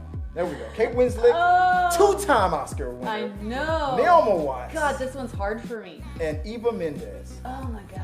Okay. But before we run out too much time, because we're already at 2 hours 30 minutes. How many more of these you want to do before we? Okay, I'll do this. Can be the last one. Okay. Ooh, marry Kate Winslet. Fuck Eva and kill Naomi. And I can't believe I'm killing Naomi, but Killing Naomi. God, I know. Kill. Oh wow, you were off on this one. I love her. People want to kill her. I love Kate. her. Marry Naomi. I know. That was hard. That was really hard for me. That was really hard for me, man. And for my last one, here we go. Do it. Oh, damn. You got a lesbian up in there. Who, Sandra? Uh-huh. This is an easy one for me. What's it going to be? All day, they're marrying Bryce Dallas Howard. Okay. All fucking day. Okay. Fuck Sandra Oh. And I know Naomi is crazy. So you're going to kill that bitch? Out of here. I don't want none of that drama. None of that. Oh my God. None of that drama. Babe, Sandra Oh was on one of my list. Who would you, what would Sandra Oh be on your list? Can she hear me? I don't think she can hear you. She's probably taking it down. She loves Sandra. She loves Desperate Housewives. But yeah, that was easy for me. Naomi, no, I don't want none of those problems. None of those She problems. has definitely had a past. She's extra. Yeah, where she has been very extra. All right, we gotta wrap this up. We gotta wrap it up. Yeah, I know. So I kept it later than we normally do. Oh, it's not? Rachel Warwick, not him saying puss eyebrows up, but we already talked about that. Rachel says just females. I guess when we were setting up. You know. Nixon B, marry Emma, fuck Camilla, kill Selena. See, they're on your board on that one. Perry Kelly, yesterday was shag for the PG-13 crowd. Tonight was R-rated. Yeah, it was bang yesterday. Tonight we fucking. I even got it in the lower third. Oh, tonight we fucking. Same thing I'm saying to my wife later on. Why don't you get out of my house? I gotta leave so that you can fuck. That's what has to happen. Let me see. What is the rest of the? This says F. Elizabeth. Rachel says F. Elizabeth, marry Amanda, and F. Selena. Okay. Rachel says sorry, gotta kill Selena. Nixon B. Same tabs. Nixon B. I totally marry J Law. Yes. I think she's hilarious. She is freaking hilarious. Amanda Lehman, Kate Beckinsale is a definite. Oh, it's Underworld. I am. I'll be under that world. Anyway, Nixon B. Kate Goop. Kill Goop. What? Marry Kate. Oh, Goop is Gwyneth Paltrow. Gwyneth Paltrow. Marry. Oh, I remember that. Okay, Goop. Yeah. Marry Kate and fuck Michelle. Yeah. And last one. Was that the last one? Or was it way up there? It was. Marry Michelle. Nixon B. I'd love to be wrapped in those arms. Was that the Michelle arms? Probably, yes. Nixon Michelle B. Oh my great. God, this one's tough. Amanda Lehman same. Nixon B. Oh my God, this one's a tough one. I forgot which one we were talking about. Probably the Michelle one. Nixon B. Let's see. LOL. Bet that one was kind of easy. Never mind. Rachel Warwick. I'll volunteer as tribute to Mary Jennifer. Yes. Rachel Warwick, Mary Kate, Ugh Underworld. Did she Ugh Underworld? Ugh Underworld. Or maybe she meant Ugh, but I would. Oh, because I don't know. Wait, you got to tell us what you meant. One? Was that Rach? I'll yell at her later. All right, Pierre Kelly. I'd marry Kate Beckinsale and Amanda Lehman. Love Underworld. Yeah, we love me some Underworld. Maybe I should do a rewatch of Underworld. I love me some Underworld. I've recently bought all the movies on demand. I bought them all. I got them on streaming. So I am obsessed with Underworld. Underworld's one of my favorites. Underworld. Well, guys, that's it for this installment of the Rundown. Let me get this fuck, Mary, kill out of here. Guys, like I said, thank you guys from the chat room for keeping it entertainment. Yes. Pierre, as always, Underworld needs a new movie. I would be happy with it. Look at his face, but I would be happy with I it. love those movies, but the last two, I don't care. I love them. I will watch her. It's like Resident Evil. It was like how the Resident Evil movies were. They were bad, but I still wanted more. I can give you that, but I still would watch it. It was great. I still would watch it. The whole thing was awesome, but it was. I didn't like the way they were treating those characters. Kate makes things tingle, so. I could do this all day. I could do it. Just like Captain America said, we could do this all day. Guys, if you have any other topics or anything like that you want to share, please send them into us so we can give us fun things to talk about on the next shows. If you want to see more, go check us out on our YouTube channel. Look at our podcast. If you don't have time to watch it live, go check it out. We support us there as well. Let us know what you guys think at all time. And if you want to follow Tabatha, where can people follow you? So they can follow me on my TikTok. Goodness, if I could speak today. It is, as we looked up because I didn't know my own TikTok earlier, is Let's Have Fun 012. And then my Instagram, which is Tabatha.Hamilton.18. Yeah, I got it right there on the lower third. There we go. Rachel must be a few minutes behind. She goes, Naomi is a red flag. So you're going to catch up to this a little bit later, but we still shouted you out, Rachel. Amanda says, yeah, she does. I don't know what she was talking about. Talking about probably about Underworld. Oh, yeah. She makes the tingles happen. Yeah, she makes the tingles happen. She makes the tingles happen. Your Peter Tingle? The Peter Tingle? Yeah. Peter Tingle. The Peter Tingle. Like Aunt May don't call it that. Oh my God. Guys, if you want to find me, I'm at Chris W. Fagan on all the social medias or at T3 Medias right here. Like I said, hit the like and subscribe button. Let us know what you guys think at all time. And don't forget, also, take care of your mental health. Take care of yourself at all time. Something I haven't done on this show in a while that I'm going to bring back. The Rundown was brought to you in front of a live studio audience of all these little perverts down here who love Kate Beckinsale. All right. We can't help it. It's Kate Beckinsale. Gosh. That used to be the way I closed the show. Yeah. T3 Medias was brought to you in front of, I always try to say something new. T3 Medias was filmed on top of a live studio audience. T3 Medias was filmed next to. I always try to say something different, but something about a live studio. It was a lot of perverts today. Yeah, in front of a live studio, a room of perverts. So, perverts today. Yeah, exactly. So there you go. All right. So until next time, guys. Spicy Bath Daddy. Oh my God. Have a good one, guys. Bye.